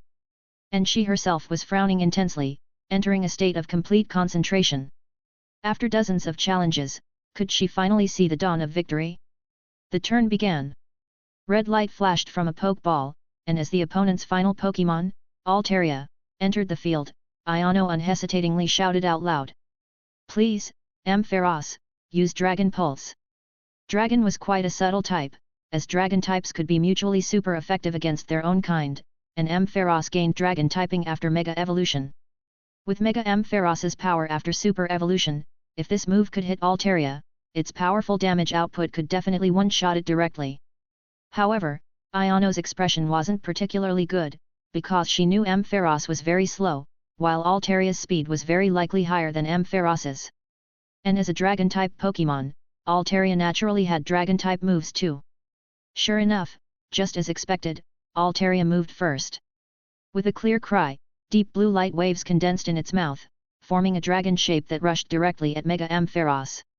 Brilliant blue light flashed, a super effective prompt appeared, and Mega Ampharos's HP bar began rapidly falling. Obviously, even after Mega Evolution, it couldn't tank Alteria's finishing move with less than half HP. However, its HP bar stopped at an insignificant red dot at the very last moment of its descent. With stirring music, a prompt suddenly appeared before Iono's eyes. Seemingly sensing its trainer's expectations, Mega Ampharos miraculously withstood the opponent's attack. Is this the bond between trainer and Pokémon? Iono froze for a moment, then brilliant, excited light burst from her eyes. The bond between herself and her Pokémon. At this final moment, she had no time to think about anything else. In her boiling excitement, she suddenly stood up and shouted. Please, Mega Ampharos! One final strike! Mega Ampharos used Dragon Pulse. Brilliant blue light covered the entire screen as both super effective and critical hit prompts appeared, seemingly announcing the end of this battle. However, at this very moment, within the deep blue radiance, brilliant rainbow streams of light quietly began appearing around Altaria. Then burst forth wildly. On the battlefield, rainbow streams of light burst from Altaria's body like breaking from a cocoon, its form rapidly stretching and transforming in the brilliant glow. Its originally soft, fluffy feathers transformed into magnificent clouds, its tail feathers becoming more elegant and ornate, surrounded by a powerful and sacred aura. It let out a clear, melodious cry, announcing the arrival of its newfound power. If Mega Ampharos's evolution was about awakening its dragon bloodline, then Altaria was like a dragon king finally awakening to its true nature. Of course, to mention this, you'd first have to ignore the fairy typing in its upper right corner. Mega Evolution. Altaria has a Mega form too. Iono's eyes widened as she couldn't help but exclaim in shock. She hadn't expected the opponent's final ace to be hiding this trump card. The stream chat instantly exploded with excitement over this sudden evolution. Of course, gym leaders can Mega too. Did you forget, Iono? It's Mega Altaria. So cool. So beautiful. The cloud bird became a celestial bird. That design is way too gorgeous, love it. Streamers in danger. At this moment, Mega Altaria had successfully evolved, with the super effective prompt from Dragon Pulse still lingering. But it had forcefully tanked that bonded attack earlier, and its HP bar still showed a full half remaining health recovered from evolving mid-battle. Then, Altaria began gathering terrifying energy in its mouth. Countless brilliant crimson orbs of light converged, radiating destructive power. Mega Altaria used Draco Meteor. Dazzling energy beams fell like a meteor shower, instantly engulfing the already critically weakened Mega Ampharos. The Super Ampharos let out a pained cry under that earth-shaking impact before finally collapsing, its Mega Evolution light completely fading. Iono gritted her teeth and quickly recalled Ampharos. You did great, Ampharos, that was more than enough. She took a deep breath and threw her final Pokeball. It's not over yet. I choose you, Reishu. With a flash of red light, the orange Reishu landed gracefully, electric sparks crackling intensely from its cheek pouches. Iono's mind raced. Mega Evolution definitely boosted Altaria's defense and special attack, but its speed shouldn't have changed much. Reishu was very fast, and Mega Altaria probably couldn't exceed it. She had the speed advantage. Plus, Altaria had just used Draco Meteor, dropping its special attack by 2 stages. Its next move would be significantly weakened. Reishu should be able to tank one hit. There's a chance. Reishu. Her eyes sharpened as she made her decision. Stake everything on this. Use Thunder. Reishu. Reishu cried out, gathering all its electricity frantically. A massive golden bolt of lightning shot skyward, then crashed down with tremendous force toward the magnificent Mega Altaria in the air. Boom! Thunder hit dead on. Blinding electrical light exploded outward, turning the clouds surrounding Altaria golden. It hit. Yes. Iono felt a surge of joy. However, when the lightning faded, her heart sank. On the right side of the screen, while Mega Altaria's HP bar had indeed been reduced, it was far less than she'd expected, not even half. Altaria still had a full third of its health remaining. Not only that, the damage indicator that appeared was not very effective. What? How is that possible? Iono's voice was filled with disbelief. Even with boosted special defense after Mega Evolution, that durability was way too ridiculous. And not very effective. Only then did she suddenly notice that Mega Altaria's typing in the upper right corner had changed to Dragon and Fairy. At some point it no longer had the flying type that was weak to electric. The hope that had just ignited was like being doused with cold water, leaving only wisps of smoke and an even more dire battle situation. The shock in Ayano's eyes lasted only a moment before she forced herself to calm down, her mind racing again. No, wait, calm down, it's not over. Ayano stared intently at the screen, suddenly recalling one of her earlier thoughts, and began talking to herself. It just used Draco Meteor. Its special attack dropped by 2 full stages. Even with high special attack, its next move will be much weaker. My Reishu isn't exactly fragile either. It can definitely tank one hit. Just one more time, just one more thunder. No. Use the priority move swift. If I do, I might have a chance to turn this around. With this thought, the flame of hope instantly reignited in her heart. As long as Reishu survived this turn. She clenched her fists, preparing to face Alteria's attack and issue her next command. However, the next second, Mega Altaria on the field made its move. Instead of gathering special dragon-type energy as Ayano expected, it let out a sharp cry. Its increasingly fierce wings suddenly blazed with brilliant white light. The light quickly extended and transformed into 2 massive, menacing dark blue dragon claw shadows, carrying pure physical power as they dove down at tremendous speed, striking directly at Reishu. Mega Altaria used Dragon Claw. What a physical move! Dragon Claw! Ayano's thoughts instantly froze, her pupils contracting sharply. That 2-stage special attack debuff had absolutely no effect on this purely physical attack. The massive Dragon Claw shadow tore through the air, striking down with thunderous force. Reishu! Crash! The super effective prompt appeared mercilessly.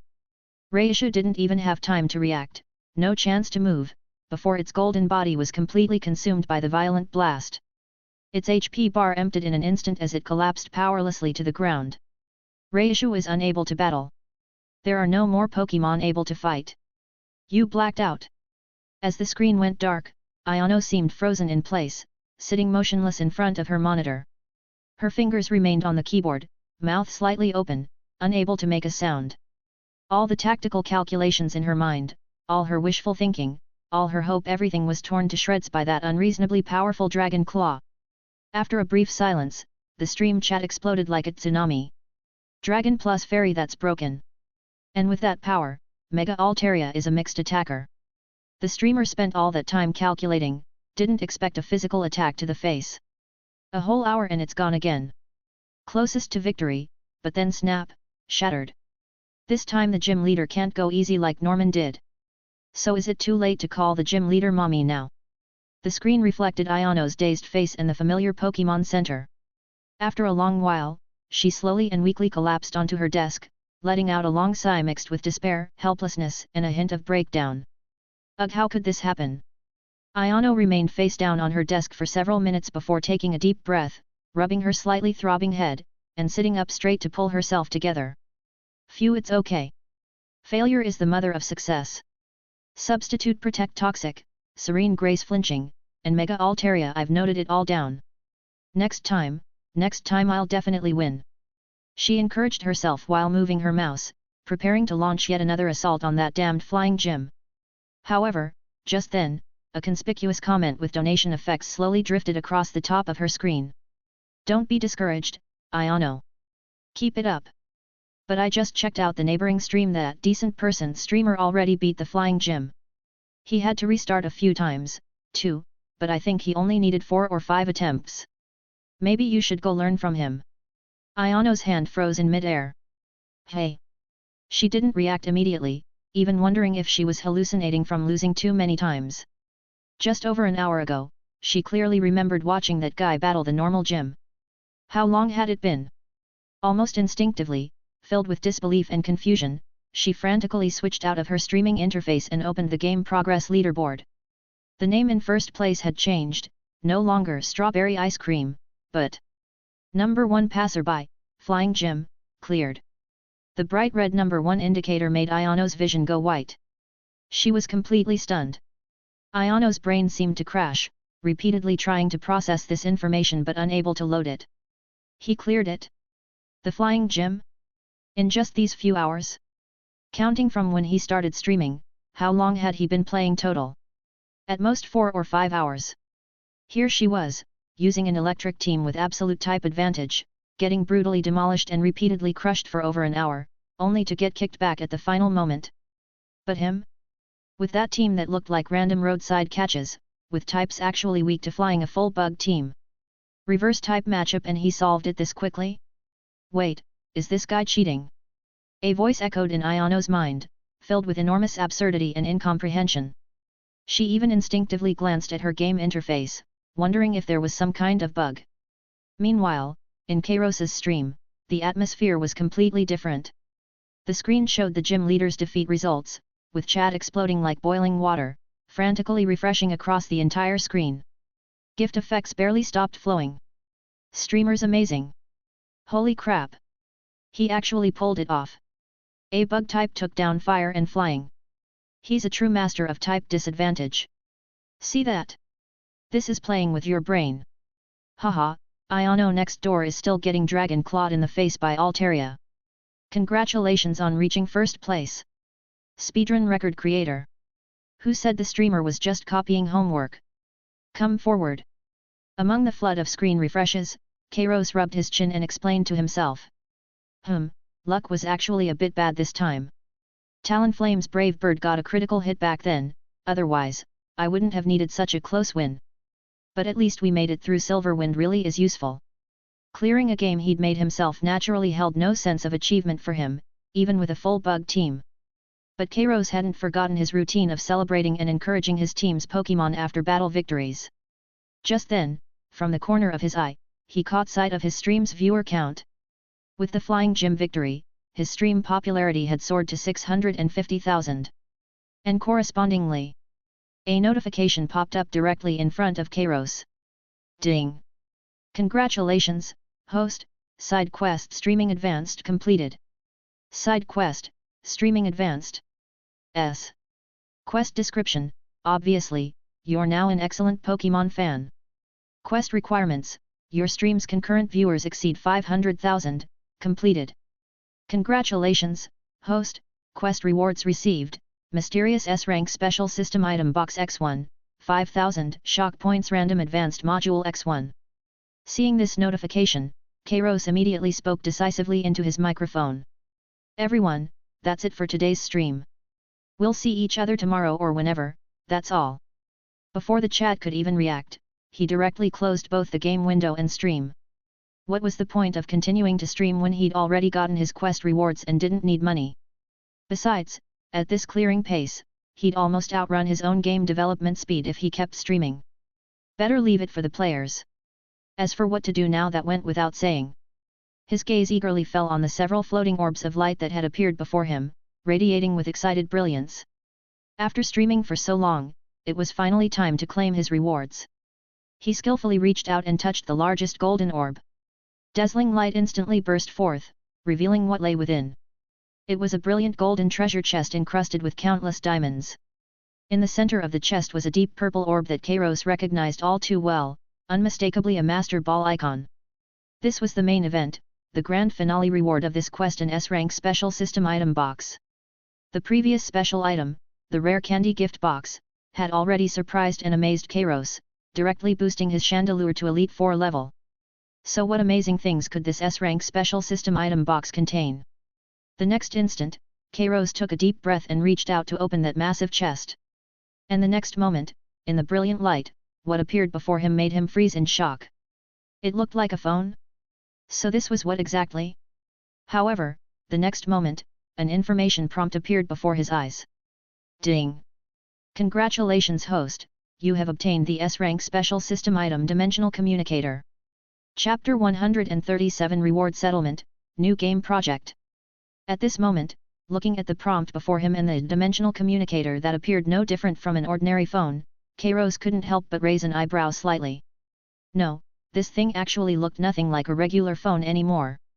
It was more fitting to describe it as a brick phone, like those symbols of wealth from the 1990s. So what exactly was this thing supposed to be used for? Just as he was pondering this question, the system's prompts continued refreshing before his eyes. S-rank special system item, Dimensional Communicator. Description: this really isn't just an ordinary brick phone, trust me. Effect: using this item can open a communication channel with other worlds. The specific world contacted will be randomly triggered, determined according to the contact time selected by the host. Please note, once the contact time is selected, it cannot be changed or terminated, and the contacted world will definitely be one containing Pokémon elements.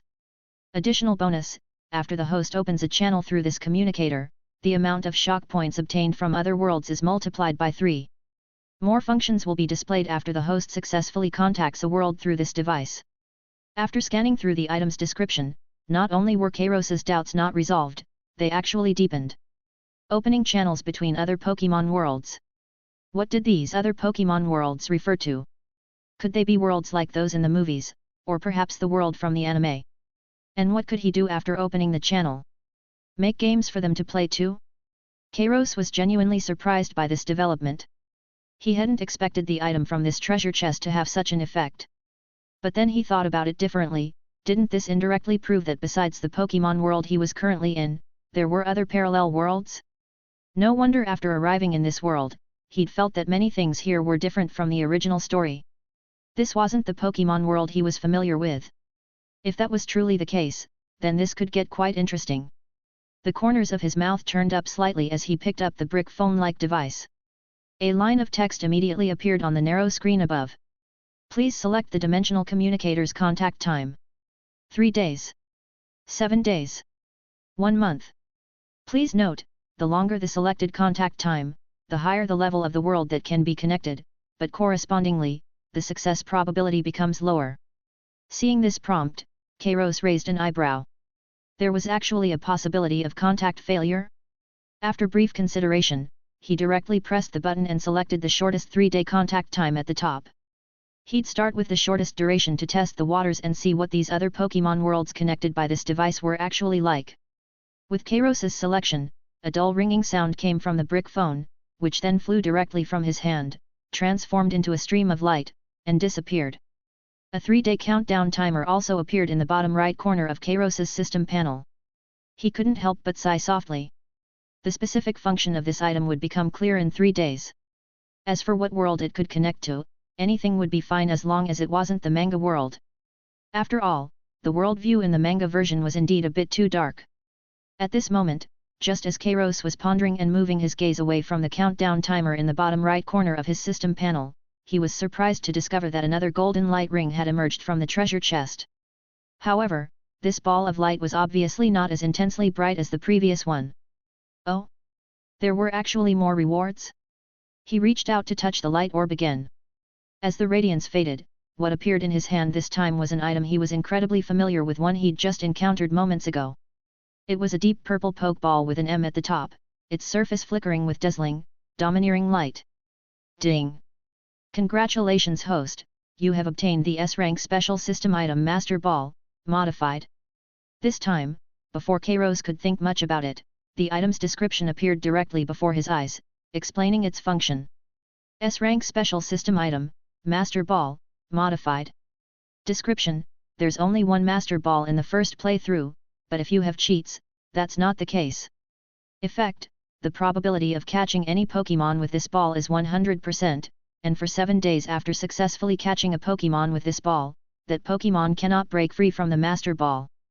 Modified effect: all your Pokémon gain experience at double speed.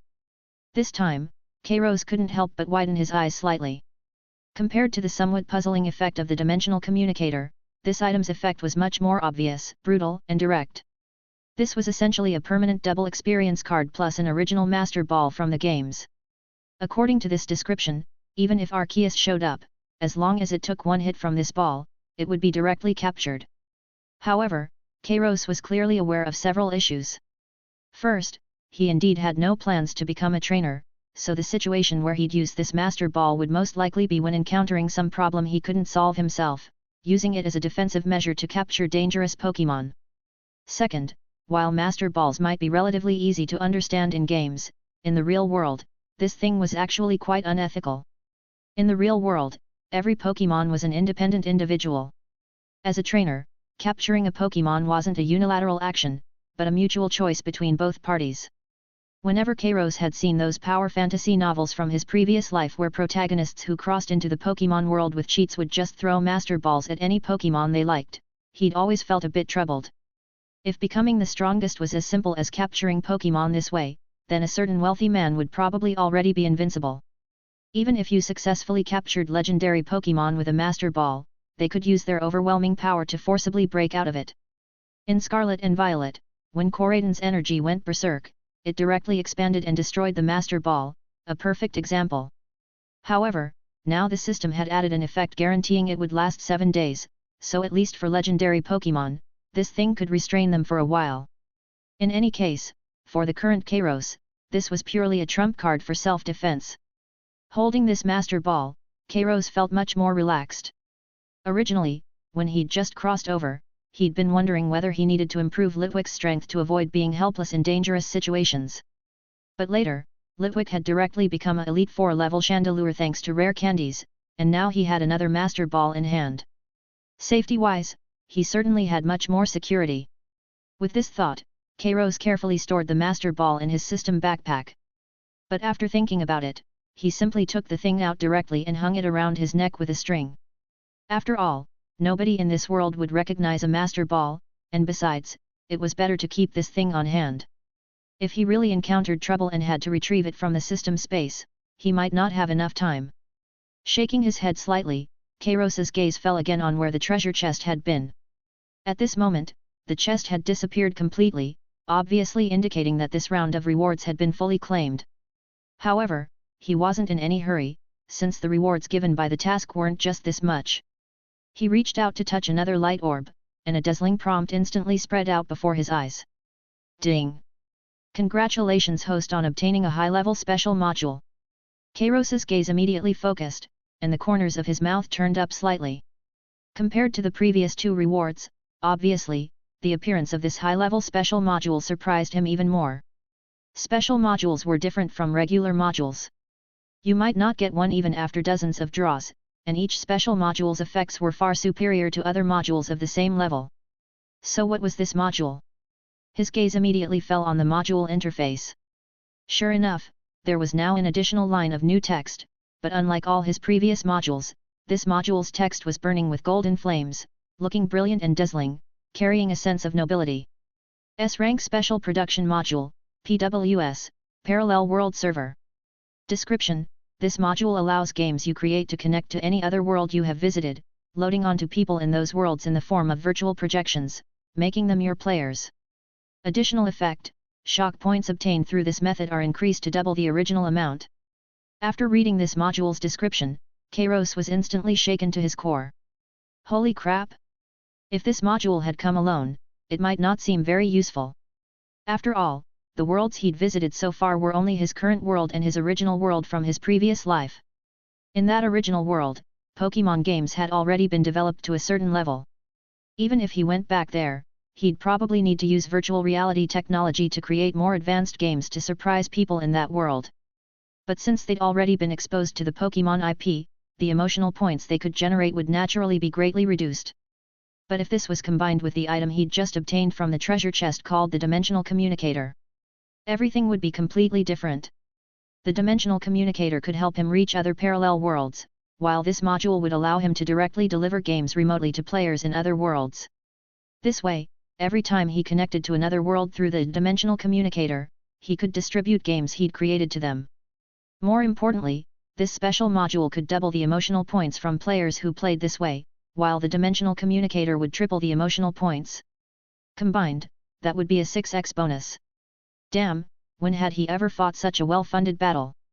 If he could stack other module bonuses on top of that, wouldn't it be completely geometric growth? However, while that was the theory, all of this was obviously contingent on the Dimensional Communicator successfully establishing connections with other parallel worlds. Kairos couldn't help but glance again at the 3-day countdown in the bottom right corner of his system panel. He was starting to get excited about whether he'd be able to connect to an interesting Pokémon world next. He wondered if there was a chance to connect to the anime world. Having Ash play Ultimate Emerald seemed quite interesting when he thought about it. With this thought, Kairos gave a slight shake of his head, closed out the system panel, and began organizing his final harvest, shock points. This livestream had not only helped him complete that system task, but over these 2 days, the 500,000 plus viewers in the stream plus the spread of previous recorded videos had provided him with massive amounts of shock points. There were probably already quite a few videos online about him clearing several gyms. So at this moment, aside from the 3,500 base points provided after completing the task itself, Kairos had also gained over 5,000 points from these sources, totaling 8,500 points. This successfully pushed Kairos's shock point total past the 20,000 mark. This was also the first time his point balance had crossed such a large threshold of 20,000. Although he'd been getting more and more points lately, high-level modules were also extremely expensive, not to mention special high-level modules like the one he'd just obtained. However, at this pace, Kairos estimated he was getting close to his projected goal. He clearly knew that among all modules, there must be one containing technology that could make the entire world go wild, virtual reality technology. He'd previously seen a corresponding module in the intermediate module section. Kairos opened the module interface and searched around, quickly finding it among the pile of modules. Intermediate module, Brain-Computer Interface, Virtual Reality Technology Module. Description: can mass-produce virtual reality experience devices and apply virtual reality technology to games, allowing players to experience game content firsthand while greatly accelerating the speed and quality of virtual reality game production. Required points for purchase, 5,000 points. Although Kairos had long had enough points to buy this module, he'd never done so. The reason was simple: as an intermediate module, the technology it provided wouldn't be that mature, nor could it reach his expected goals. In his view, if he was going to make virtual reality games, he had to go big. But now, with sufficient points, purchasing some other intermediate modules to assist this module in production should be no problem. As for what game to make next, he'd already decided. If Ultimate Emerald focused on game difficulty, then focusing on game story modifications, there was only one choice. The fan masterpiece Pokémon Dark Phantom. Chapter 138 Cynthia, don't you have anything to explain? Among all the Pokémon ROM hacks, if you asked Kairos which one he liked most, he would definitely choose Pokémon Ultimate Emerald without hesitation. After all, at least half of his childhood single-player gaming time was spent on this game. But if you asked which game's storyline left the deepest impression on him, it would definitely be Dark Phantom. The rich and deep storyline of this game brought tremendous shock to his young self back then. So if focusing on storyline, Dark Phantom would definitely be the best choice. And if virtual reality technology could be used to present these storylines, allowing players to immerse themselves in them, the impact and shock it could bring would surely be no less than when Pokémon Ultimate Emerald appeared before their eyes. The most crucial point was that Kairos could even adjust and modify the original storyline of Dark Phantom, making it even richer and more excellent. Is this what it feels like to stand on the shoulders of giants? Kairos couldn't help but sigh inwardly. If only he had these conditions in his previous life, how wonderful that would have been. He probably could have created works that would shock the world long ago. But these were just idle thoughts. Kairos was quite satisfied with his current situation. He shook his head slightly and turned his gaze to a corner of the living room, shouting in that direction, "Gengar!" The next moment, a mass of deep purple mist instantly passed through the wall and appeared before him, revealing somewhat helpless deep red eyes. "How's it going? How's your learning coming along?" Kairos reached out to touch his incorporeal head, immediately feeling a cold sensation in his hand. He asked. Gengar responded with a nod. Obviously, as a Pokémon capable of coming up with the idea to venture into the human world, his intelligence level was quite high. Learning the knowledge Kairos had given him was more than sufficient. After all, those were just the basics of game development. Very good. Next, I'll give you some story concepts. Follow the tutorial and make it into a game. Don't worry too much, there will be a force to help you. I'll come check on your progress tonight to see how you're doing. Kairos said as he handed a small notebook to Gengar. This contained the storyline content and level design he had recorded for Pokémon Ultimate Emerald after MT Chimney. This segment wasn't particularly interesting in the original game. Simply put, it was about the protagonist infiltrating Team Aqua and Team Magma's bases, challenging their various grunts, and exploring their secrets. The task of designing the challenge content and maps for these two bases naturally fell to Gengar. Regarding Kairos's instructions, Gengar took the notebook from his hand, but kept a long face the entire time, looking rather reluctant. Kairos quickly noticed this and smiled, patting his head again. I know this isn't what you want to do, but I promise, if you perform well, I'll grill some ribs for you tonight, and your poke block rations for the next week will be doubled. As soon as these words were spoken, Jengar's expression changed in an instant, just like a quick change in kabuki.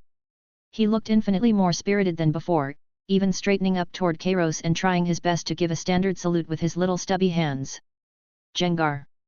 Mission will be completed. After saying this, he directly took the notebook Kairos had given him and ran to another room with a computer. This little glutton. Kairos stood up and looked around, finding that Chandelure seemed to have disappeared somewhere again.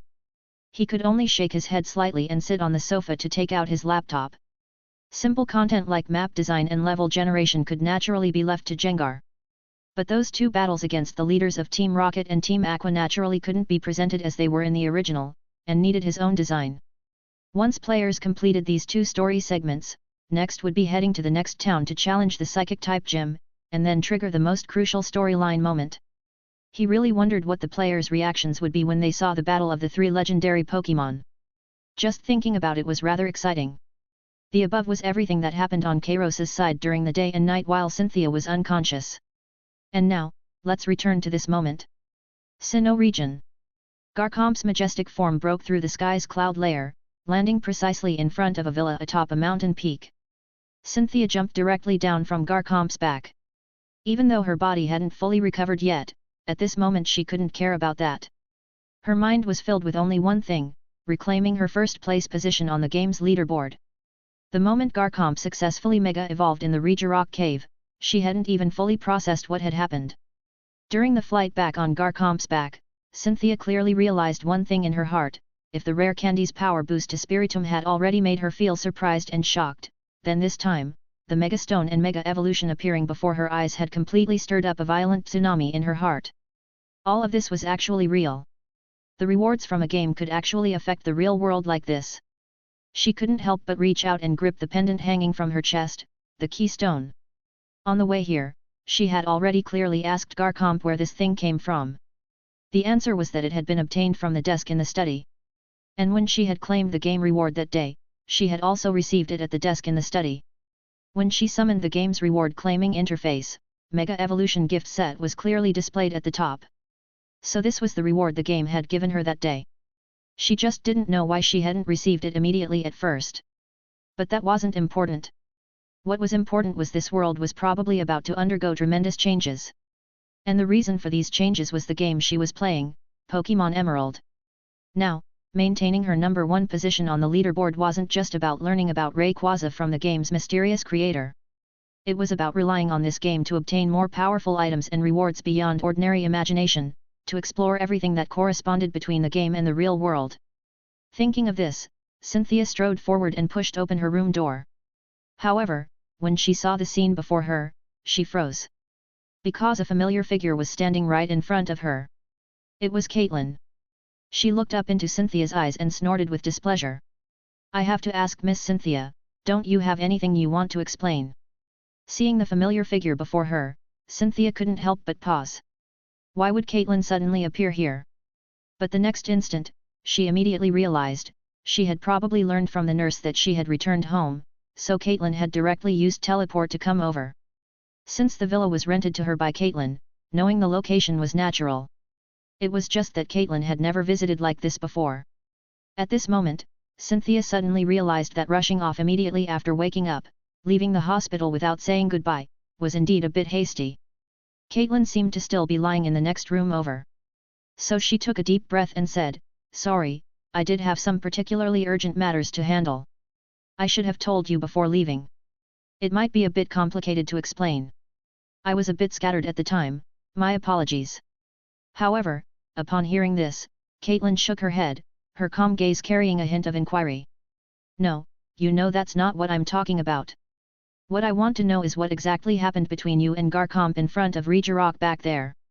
She took a deep breath and added, "How exactly did you do that?" Caitlin tried to control her emotions, but she found that her voice was actually trembling slightly at this moment. There was no helping it. The power that Cynthia and Garchomp had unleashed together at that time was truly unforgettable. Even in the face of her powerful psychic abilities, that power had surged like mountains, momentarily leaving her unable to breathe.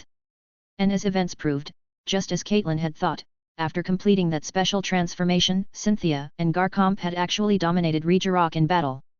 That was a legendary Pokémon. Even her psychic powers could only be completely absorbed in its presence, yet it was so easily crushed by this Garchomp, which was enough to prove just how incredible that power was. That had far exceeded the strength a champion-level Pokémon should possess, and had similarly stepped into that so-called legendary realm, the possibility that countless people pursued their entire lives but could never break through or reach, yet had been realized through Cynthia. Hearing Caitlin's voice at this moment, Cynthia's expression immediately changed, and she glanced at Garchomp beside her. Well, if we're going to talk about this, it might get even more complicated. After a long pause, she still sighed and waved to Caitlin. Let's go sit in the living room and talk. 5 minutes later. So, you're telling me you got some kind of reward from a game that let your Garchomp undergo an unprecedented, what was it, some kind of evolution? Caitlin sat on the living room sofa, leaning forward with an incredulous expression on her face. The milk tea in front of her remained untouched. Cynthia's description had completely captured her attention, making her unable to focus on drinking tea, which was usually her favorite activity. Cynthia appeared much more composed, lifting her tea for a sip and nodding slightly. Yes. She had just detailed everything that had happened from when she first encountered Pokémon Emerald until now, as well as the Mega Stone she had obtained and the reason for the sudden evolution. As she spoke, she directly placed both Garchomp's stone and the keystone on the table, handing them to Caitlin. Caitlin picked up both items and examined them carefully. Her psychic powers did indeed sense an unprecedented massive power from within them, and this power was exactly what Garchomp had emanated during the battle with Regirock in the cave. There was no mistake. But even so, Caitlin still found it very difficult to believe this reality. Obtaining such rewards from an electronic game sounded far too absurd. But the problem was, standing before her was Cynthia, someone who would absolutely never lie. Caitlin couldn't help but look up at the ceiling and let out a long sigh. This is even more unbelievable than when I suddenly discovered I had those incredible psychic powers as a child. Cynthia didn't respond, instead directly taking out another Pokeball and releasing Spiritomb. The entire living room's temperature immediately dropped several degrees. As a top-tier champion-level Pokémon, even just sitting there, Spiritomb could cause such dramatic changes in the surroundings. Would you show her your abilities, please? Cynthia asked gently. Spiritomb swayed slightly, and the next moment, a deep black domain accompanied by powerful pressure and aura instantly expanded throughout the entire living room. Even the tables, chairs, and sofa began to shake violently. This was the completely new domain that Spiritomb had achieved after reaching this level. Feeling the power before her, Caitlin once again widened her eyes. Cynthia's Spiritomb was a ghost-type Pokémon, and one she paid the most attention to, since ghost-type had the closest relationship with her psychic type, being able to counter her type. But in her memory, Spiritomb's strength had always been at the early champion level, far inferior to Cynthia's ace Garchomp, and posed little threat when facing her own Pokémon. This kind of domain compared to the legendary Pokémon Regirock in the cave, it was still nothing, so she hadn't noticed this point at the time. But now, standing personally in front of this domain, she suddenly realized how terrifying the power and pressure within it was. Even her ace Pokémon Gardevoir would probably be suppressed by this domain, unable to break through. This meant that this Spiritomb's strength had probably already reached the top champion tier. But how was this possible? Just last month when she sparred with Cynthia, Spiritomb's strength was still at the early champion level. In her surprise, Caitlin's mind raced and she quickly reached the most likely conclusion. She looked up to meet Cynthia's gaze. This is also a reward from the game. Cynthia's affirmative nod was her response. Chapter 139 Objective. Cynthia nodded, then turned around and opened a drawer in a nearby cabinet, taking out several golden candy wrappers and placing them in front of Caitlin. The effect of the rare candy had been so astounding at the time that she couldn't bear to throw away even these wrappers. Actually, under normal circumstances, powerful ghost-type Pokémon like Spiritomb don't eat or need to consume substantial food. They mostly absorb energy directly from special items to grow. Compared to other Pokémon, their growth is much more difficult. But the moment Spiritomb discovered this candy, it immediately swallowed it without hesitation, leaving only these few wrappers behind. This showed just how attractive the candy was to Spiritomb. When Caitlin took the wrappers from Cynthia's hands, she immediately felt the special power remaining on the paper. For a moment, she stood there with an unprecedented expression on her face, as if she didn't know what to say. After all, as a champion trainer, hearing about such things was still somewhat difficult to understand and accept. A moment later, she slightly raised her hand, and the wrappers returned to Cynthia surrounded by pale blue light. Let's say everything you've told me is true, Sister Cynthia. If that's the case, why didn't you share such a big thing with me when you were playing the game? Cynthia paused upon hearing this, then shook her head. Actually, when I first encountered this game, it was only because Rayquaza appeared in the game that I became curious about the game creator's identity. But when I discovered that this game could actually provide items to reality that could enhance Pokémon strength, I immediately shared this news in the group chat. Didn't you see it? Upon hearing this, Caitlin's face immediately showed a playful expression, and she frowned. You mean that Rabble's group chat? Seeing her reaction, Cynthia suddenly remembered something. Given Caitlin's personality, even with most Elite Four members and champions, she might not necessarily be willing to associate with them. So naturally, Caitlin wasn't in that group chat that gathered Elite Four members and champions from various regions, and had no idea she had mentioned such things. To be honest, this was completely her own oversight. Cynthia was about to say something when Caitlin suddenly closed her eyes, as if sensing something, then looked directly toward the study. I want to see what this game you're talking about is really about. Wait. Cynthia had already realized what she was about to do and had just begun to speak when Caitlin's figure disappeared from where she stood. Clearly, she had used teleport to enter the study. The next moment, the sound of something heavy hitting the ground came with a thud from the study. This was followed by Cynthia's completion of her sentence. The study isn't fixed yet. 2 minutes later, Caitlin emerged covered in dust, shaking her head. Deep blue light gathered and manifested around her body, cleaning her dust-covered, disheveled clothes completely. But her face was still quite dark. Who could have expected there to be a hole bigger than the room itself in Cynthia's study? She hadn't even had time to react before falling straight down to the bottom. But now there were definitely more important matters at hand. This is that game. You can try it out. Caitlin's gaze fell on the computer screen, on the icon labeled Pokémon Emerald, and she used psychic powers to control the mouse and click on it. Meanwhile, standing beside her, Cynthia suddenly thought of another issue. After receiving the game's reward 3 days ago, she had immediately shared news about this game in the Elite Four and Champion group chat. Later, partly due to being busy with completing the game, and partly because problems arose with the archaeological team, plus she had been unconscious for a day, she hadn't checked the group chat situation in a long time. Just mentioning this to Caitlin reminded her of this matter. So how many people in the group believed what she had said, and how many had already started playing this game? With these thoughts, she took out her phone and entered the group chat she hadn't opened in a long time. The situation inside was completely beyond her expectations. Cloister, where are you all at? I've already cleared the fighting type gym. Dragon Supreme, I'm third on the leaderboard now, about to clear the flying gym, haha. Training hard in the mountains, honestly, this game makes me not want to go back to training in the mountains. Why is there no internet in the mountains? This ninja isn't too cool. Picture, has anyone seen this Pokémon? Some of the Elite Four members and champions that Cynthia knew were already sharing things about Pokémon Emerald in the group, even gameplay screenshots. Obviously, not every Elite Four member and champion in the group chat had started playing this game. A small portion who weren't interested in games themselves, and some people Cynthia wasn't familiar with, hadn't participated. Even with Cynthia's status and familiarity with everyone, her words would undoubtedly be believed to some extent. Even though what she said sounded so bizarre, some people still chose to play this game. And once they played, they first experienced the unique aspects of this game, naturally leading to the scene just witnessed. But regarding the rewards Cynthia had mentioned, everyone didn't seem to take it seriously. Seeing this situation, Cynthia felt somewhat conflicted.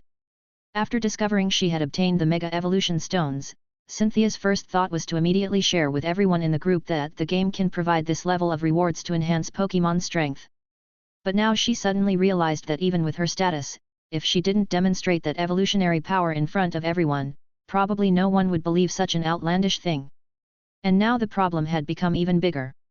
If the previous rare candy had only shocked her, then the appearance of Mega Stones and Mega Evolution would cause a sensation throughout society, even completely changing the world and Pokémon League structure. This was no longer just about herself, or even just about these Elite Four members and champions, but about the entire world. While Cynthia was deep in thought, Caitlin beside her moved quickly, having already opened Pokémon Emerald and played for a while, then turned to nod at Cynthia. Although I don't usually play games much, this game's graphics seem pretty good. but is it really as magical as you say? Hey, I'm asking, you're not worried about the consequences and impact this game will have next, are you? Having spent so much time with Cynthia, Caitlin could naturally see at a glance what she was thinking. Cynthia nodded, giving silent confirmation. But the next moment, Caitlin suddenly let out a derisive laugh. After all these years, Sister Cynthia, you're still the same, always considering others' affairs more important than your own. Let me ask you, since no matter what you do, when this game's true nature appears before everyone, it will definitely change the world's structure, and this point cannot be changed. She pointed at the game screen. If that's the case, then what you need to do is maintain your advantageous position as much as possible before this game is revealed to everyone. Isn't that right? Don't forget, we're not the only ones who can play this game. Her voice suddenly turned cold, and Cynthia seemed to be awakened by a heavy blow, suddenly coming to her senses. That's right, if this game's rewards could allow every trainer's strength to improve by leaps and bounds, then the most crucial point wasn't the changes this game would bring to the world structure, but those hidden in the darkness. If they obtained rewards from this game and greatly enhanced their strength, what would happen next? Her gaze immediately became grave, her mind became incredibly clear, and she understood what she needed to do next. Just as Caitlin had said, using this game to enhance her own strength as much as possible was more important than any other consideration. Seeing Cynthia suddenly react, Caitlin chuckled again, stood up from the computer desk, and gave her the seat. Since you've figured it out, then do your best. I'm heading back first. Oh, one more thing. She pointed to the big hole in the floor nearby. Remember to fix this thing. Don't forget this is my house. After speaking, accompanied by a flash of light and shadow, Caitlin's figure disappeared directly into thin air, vanishing without a trace. Only the sound of Cynthia's fingers tapping the mouse and keyboard echoed softly in the room. She began her conquest of Emerald once again, and this time it was truly with full effort. However, what Cynthia didn't know was that at the same time, thousands of miles away in the Kanto region, beside a tranquil, clear blue lake, stood a wooden villa cottage. Inside the cottage, a youth wearing a pokeball cap with short black hair stood before a wooden table, handing a bowl of prepared Pokémon food to his Pokémon beside him. It was a Pokémon with a robust, strong body and a blazing flame on its tail, emanating a powerful aura and pressure. This was clearly a Charizard. Moreover, with such presence, it was on par with even Cynthia's Garchomp and Spiritomb after consuming the rare candy. If someone were standing in the wooden house at this moment, they would naturally recognize this youth's identity. He was the legendary Kanto region trainer, the world's youngest official champion, Red. From the age of 10 when he began his journey, by 16 he had directly become champion of the entire Kanto region, a brilliant, irreplaceable chapter in trainer history. At this moment, he was taking his vacation beside a secluded lake in the Kanto region. It's been quite busy lately. Thanks for all your hard work, buddy. Red said, patting his Charizard beside him. This was clearly his starter Pokémon and the strongest ace of his team. Charizard didn't make a sound upon hearing this, but nodded, quickly finished the food in front of him, then quietly stood up and flew out of the cottage. Red watched his partner's retreating figure and sighed softly. He naturally knew his partner was going to train again. Even during vacation time, Charizard never slacked off. This certainly wasn't a bad thing, but for Red it wasn't entirely positive either. Because his Charizard had long since reached the top champion tier, and despite years of training and constantly raising its standards, its strength had shown no significant progress. Initially, Charizard's training at least had some effect, it could still refine the energy within its body and fully master some less familiar moves. But as time passed, such training seemed increasingly meaningless, only able to maintain Charizard's current state. But such gains obviously didn't match such effort. Red saw all of this, but honestly, even as someone called a legendary trainer by the world, he had no solution. He had tried using resources and many other methods, all failing to achieve a breakthrough to bring it to a higher level, but all had failed without exception. It seemed that the legendary realm above top champion level was an insurmountable chasm difficult for ordinary people to touch or reach, a level that mortals and ordinary Pokémon could never attain. Thinking of this, Red shook his head slightly. Even recognizing the enormous difficulties, since his partner kept working hard to break through to a new level, he as a trainer naturally had no reason to give up either. With this thought, he casually broke off a piece of bread and put it in his mouth, leaned back in his reclining chair, took out his laptop and placed it in front of him, continuing today's research. Previously, Red wasn't actually used to going online. Playing battle simulations online was just one of his hobbies, a substitute for when he couldn't engage in real battles. But later he heard from others that the knowledge on the internet was quite extensive, and he might be able to find some methods to solve problems, even things about the legendary realm. However, Red's recent discoveries online had indeed disappointed him somewhat. All those things about the legendary realm really were just rumors and legends, providing no substantial help to him. Some training methods and content posted by people would make him want to laugh just by looking at them. So Red today didn't hold much hope either. He didn't think he could find anything good online. He was almost ready to give up on this approach. But just then, the content of a message entered his view and caught his attention. Chapter 140 Red's Decision. Actually, today was Red's first day arriving at this villa. Before this, he had been secretly carrying out a mission assigned to him by the League while also training in the wilderness for an extended period. After completing those tedious tasks, Red's first priority was to bring his Pokémon to this mountain villa for relaxation. So when Charizard had just indicated it wanted to leave to continue training, Red had those thoughts.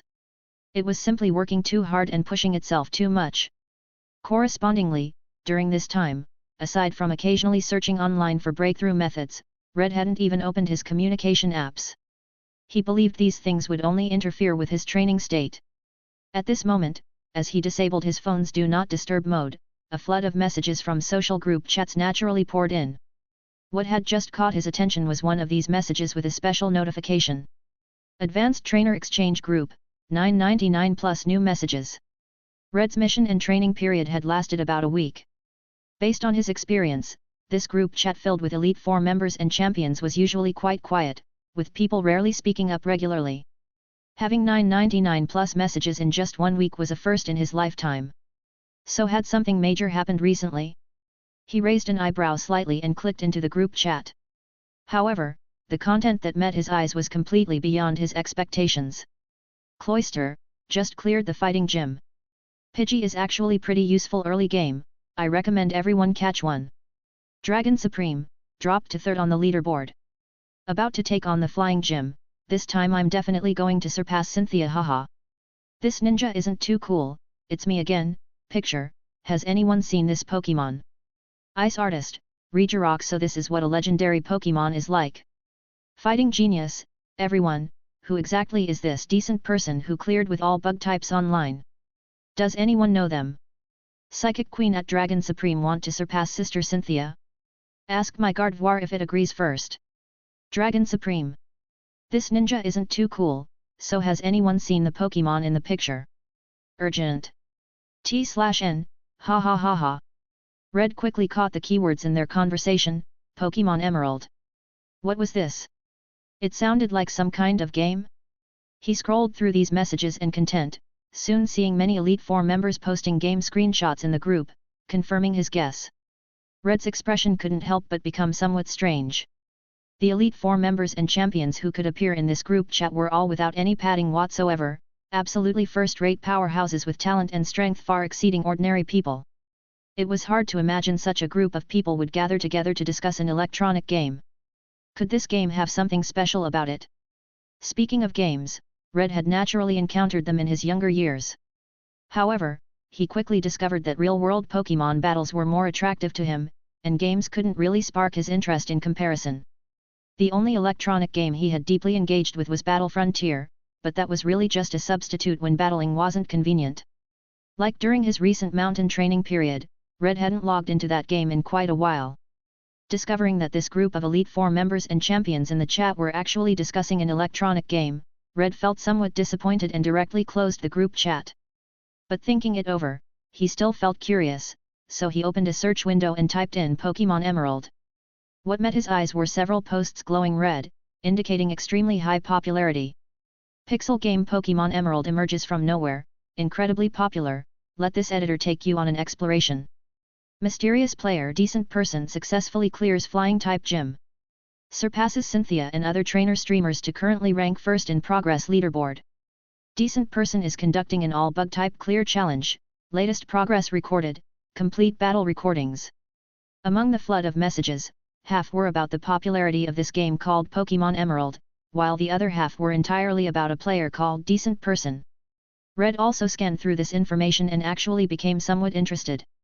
From the current content, this game was at least different from other electronic games he knew about, and instead, like Battle Frontier, was built on the foundation of Pokémon battles. Unlike other games that just slapped on a Pokémon skin, like that previously popular game called Rolling Stone, which essentially had nothing to do with Pokémon. But Red couldn't help feeling somewhat puzzled. Battle Frontier, as a game that could simulate trainer teams for Pokémon battles, aside from slightly slower response times and requiring payment and microtransactions to fully configure teams, really had no other flaws. This was absolutely the mainstream, top-tier pinnacle of Pokémon battle simulation games on the market. But the players who would play this game and attempt to reach top levels were mostly trainers with considerable strength in the real world, so naturally they wouldn't lack the money for these microtransactions. So for Red, this really wasn't much of a flaw. In his view, he understood that since game companies created games, they had operational costs and needed to make money. Although these microtransaction options were indeed quite expensive and not friendly to ordinary players. But that said, in comparison, could this Pokémon Emerald's current popularity be the result of spending a lot of money on deliberate marketing? But this thought was immediately dismissed by Red himself. The reason was simple. Because not only were everyone in the Elite Four and Champion group chat playing this game, but the posts just mentioned that even Cynthia was playing it. If he had to say, Red and Cynthia weren't really that familiar. But since they were both champions and world-class trainers, they still had some connection. If even she was playing this game, the situation might be quite different. But speaking of which, who was this player called Decent Person? When he searched for this game, posts about this person appeared everywhere. His game progress even surpassed Cynthia's, and he was doing an all-bug-type Pokémon challenge. Most crucially, why was his name so similar to his own username Battle Person? While Red pondered, trying hard to search his mind for information about this person. However, his peripheral vision caught a related recommendation about his search content, seemingly an intelligent link from the website to posts about Decent Person. Shocking! Battle Frontier sees zero spending player Impact Master Ball tier. Mysterious streamer Decent Person successfully challenges today. Seeing this message, Red's eyebrows shot up again, and he began to feel genuinely surprised. He wasn't very familiar with that game called Pokémon Emerald, but he was indeed very familiar with Battle Frontier. After all, he had once been the player who reached rank number 1 on Battle Frontier's leaderboard. And Master Ball tier was equivalent to the absolute top tier among all players. Generally speaking, only professional trainers could possibly reach such a position. And this so-called professional had to be at least Elite 4 level to start. For him, Elite 4 level trainers really weren't much, and even within the entire top trainer circle, they were just barely entering this field. But the current problem was that the opponent had reached such a tier with a zero-spending team. This meant the Pokémon he could choose were all disadvantaged, and those mainstream powerful Pokémon could never join his team. Under such circumstances, he actually succeeded in the challenge? Red immediately became intensely interested and directly clicked into the post, beginning to watch the opponent's recorded stream. The next moment, as the recording began, Battle Frontier's new account registration interface appeared on screen, and a steady, magnetic male voice sounded in his ears. Welcome, everyone, to the stream. Today, our challenge is reaching Master Ball tier without spending a single cent. Stay tuned. In front of the computer screen, a full 20 minutes passed before Red suddenly snapped back to reality. During these 20 minutes, he had been staring at the battle interface of this player called Decent Person in the video content. Although it had been edited and fast-forwarded by the uploader, these 20 minutes still showed at least 4 or 5 battles. And he was amazed to discover that this player called Decent Person, due to his excessively high win rate, not only matched against opponents with real skill, but his team configuration was completely different in every single battle. From the initial cleverly designed dual-throw infinite control team, to the later Spike and Toxic Spike's full durability defensive rotation team. The appearance of each team made Red genuinely admire the opponent's team construction and design ability under such strict limitations on available Pokémon. He could design one exquisite team after another without any repetition, achieving his goals through excellent tactics and securing victory. What made Red feel quite surprised was that this player called Decent Person hadn't shown a single flaw during these 20 minutes and 4 battles. Red asked himself honestly, if he encountered this opponent in ranked matches with his own team, he would probably lose like those matched opponents due to information disadvantage. If someone else were standing here, they would probably find it terrifying. However, at this moment Red only felt his blood boiling with excitement. For him, Pokémon battles were the most beautiful thing in the world, and being able to meet evenly matched opponents for exhilarating battles was the meaning of his life. Step-by-step cultivation was just a necessary process for him. His true goal was to face powerful opponents, one after another, and to complete one spectacular battle after another. But the reality was that whether in real life or on Battle Frontier, unless he encountered top trainers like Cynthia, very few battles could make him feel that way anymore.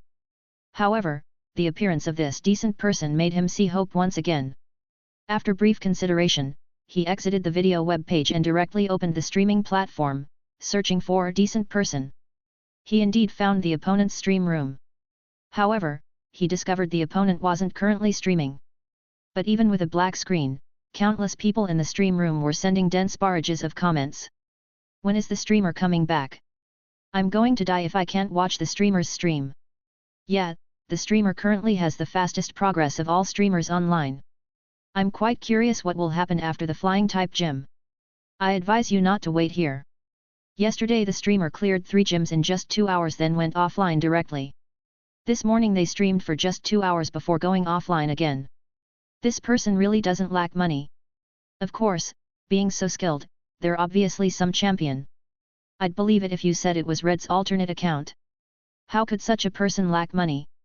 Looking at the flood of comments before him, Red thought for a moment, directly opened the chat box, typed a line of content, sent it out, and immediately exited the stream room. The next moment, a line of text flashing with dazzling red light and golden brilliance suddenly exploded in the stream room. Battle person, everyone, if the streamer goes live, tell him I want to have a match with him. The next moment, after a brief silence, countless question marks accompanied by surprised discussions flooded out like a tide. Holy crap! Red. The real deal. Obviously it's him. Didn't you see the official verification and entrance effects? It's the genuine Red. Haha, the streamer was too high profile and got Red's attention. This will be hard to resolve without a battle. Who just said the streamer was Red's alternate account? Meanwhile, Red was unaware of the discussion in the stream room. After brief consideration, he made a decision. Since even such a strong opponent and all the Elite Four members and champions were playing this game, then this game called Pokémon Emerald must have its unique qualities. He happened to be due for some rest time anyway. If that was the case, why not play it? He opened his browser, entered the game's name, and clicked the download button. Chapter 141 A Crazy Harvest Moment, Mission Rewards. Time quietly passed by, and as evening approached, in a villa in Cerulean City in the Kanto region, Kairos pushed open the kitchen door, and a delicious aroma immediately wafted out along with thick smoke. He had finished preparing today's dinner. As soon as he opened the door, he saw the figure that appeared before him, burning with gentle flames. It was Chandelure. Ever since advancing to Elite 4 level, the aura emanating from it had grown stronger day by day, as if the power of the rare candy was still having lingering effects. Thinking about this, he even had a premonition that if things continued like this, combined with the knowledge and supplements from the poke blocks he provided daily, Chandelure might even automatically advance to champion level someday. Kairos suddenly snapped back to his senses. Since he was so wealthy, and Chandelure seemed to have no objection to getting stronger, naturally reaching champion level or even higher would be great.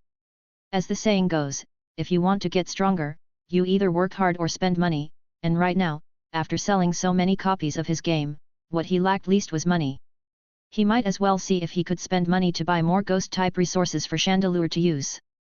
Well, if possible, he could also buy some for Jengar while he's at it. After all, it was technically his employee now, so giving some employee benefits would be quite reasonable. With this thought, Kairos smiled and nodded at Chandelure. Out playing again? Chan. Chandelure swayed its body, its lamp fixtures colliding with clear ringing sounds, and nodded, confirming Kairos's question. I haven't seen you around much lately. I figured you were out playing. Oh, remember not to scare people. Kairos couldn't help but remind it with a warning. Chandelure was now an Elite 4 level Pokémon. If such a being appeared in the city and was discovered by others, it would probably immediately cause a sensation and panic. Although Chandelure's personality would definitely never harm humans, it would undoubtedly bring him quite a bit of trouble. Strictly speaking, When Pokémon reach this level of strength, according to this world's league official regulations, they must be registered with the league authorities. But his current identity was quite special, he could be considered a league ghost, someone with no official records. According to the system, no one in the world could search for his identity information, so naturally there was no possibility of registration. Consequently, both Chandelure and Gengar were also ghosts in the system. But since they usually lived in the villa anyway, being ghosts in the system was fine. After reminding Chandelure, Kairos placed the dinner he had prepared on the dining table, while also contemplating his game development progress for the day. After handing those complicated trivial matters over to Gengar, his production efficiency had made another leap forward. In just 2 days' time, he had successfully created all the geographical content of the island where the Psychic-type gym was located, as well as the terrain of the shoal cave above it. Besides that, he had even created a preliminary version of the epic battle between Rayquaza, Groudon, and Kyogre according to his ideas. Although there were still many places that needed polishing and modification, he should be able to create the finished product within the next 2 days. He couldn't help but stretch, walking toward the study, planning to inspect Gengar's work results for the day. After all, today was Gengar's first day making games. He had learned yesterday and started working today. Kairos had braced himself to clean up a mess, but the reality far exceeded his expectations. Gengar had fully met his mental benchmarks by creating the basic content for both Team Magma's base and Team Aqua's base. Although the system deserved some credit, undoubtedly, Gengar had already shown its talent in this area. Not bad at all, keep it up. Being able to do this well on the first day, I'm starting to think I might not need to work anymore. Kairos smiled and patted Gengar's shoulder, praising it, which earned him a proud snort from Gengar. This kind of simple stuff, how could this ghost possibly not figure it out? Come on, as promised, your reward. Kairos pointed toward the table and quickly walked out. Gengar followed behind him and immediately saw the huge bowl of braised pork ribs on the table. Its eyes immediately lit up as it dove headfirst into the bowl. Kairos then took out double portions of poke blocks from the cabinet and poured them into the bowl in front of Gengar according to their previous agreement. This guy's strength was clearly inferior to Chandelure's, but the amount of food it ate daily far exceeded Chandelure's. This guy was definitely inefficient with energy usage. If you ranked it by power consumption, it would definitely be a 5-star energy waster. Amid Gengar's voracious eating sounds, Kairos also sat at the table and began eating dinner. At the same time, he started thinking about another matter. Today, while making the game, he had tried to open the game system to create Dark Phantom, but was told by the system that he needed to complete at least the first playthrough content of Pokémon Emerald before he could create other games. The first playthrough content of Pokémon Emerald referred to the protagonist completing the 3 legendary Pokémon battle, then defeating the last gym, and successfully challenging the league through Victory Road to become champion. The level requirements for players weren't high, and from the perspective of the overall first playthrough process, only less than a third of the content remained. So Kairos wasn't in a rush. Since there were such restrictions, he'd finish the game at hand first. After all, as long as he finished it, he could develop new games. There was no requirement that players had to complete it. He was already somewhat impatient to use virtual reality technology to create Dark Phantom. He picked up a piece of pork rib and put it in his mouth, glancing at the time on his phone. There was still a week before the new game festival settlement, and he was undoubtedly in first place. However, what puzzled him was that Dream Factory's new work still hadn't shown any movement even today, which was considerably later than the release time he had predicted. But calculating the time, it should probably happen in the next couple of days. Just as Kairos was pondering, a line of deep red notification suddenly popped up before his eyes. Ding! Please note, host, this cycle's shock point settlement has begun. You have gained a total of 3,100 shock points from various livestream audiences and regular game players. You have gained 700 shock points from special character, Red. Looking at the notification before him, Kairos couldn't help but freeze. Red? This big shot came to play Emerald too? While Kairos was surprised, the system notifications before his eyes continued to refresh constantly.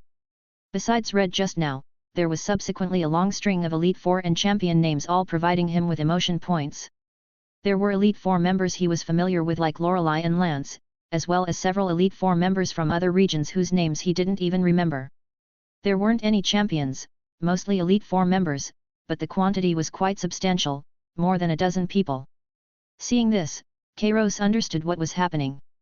His game had finally spread within the upper circles of these trainers, which was also a good sign.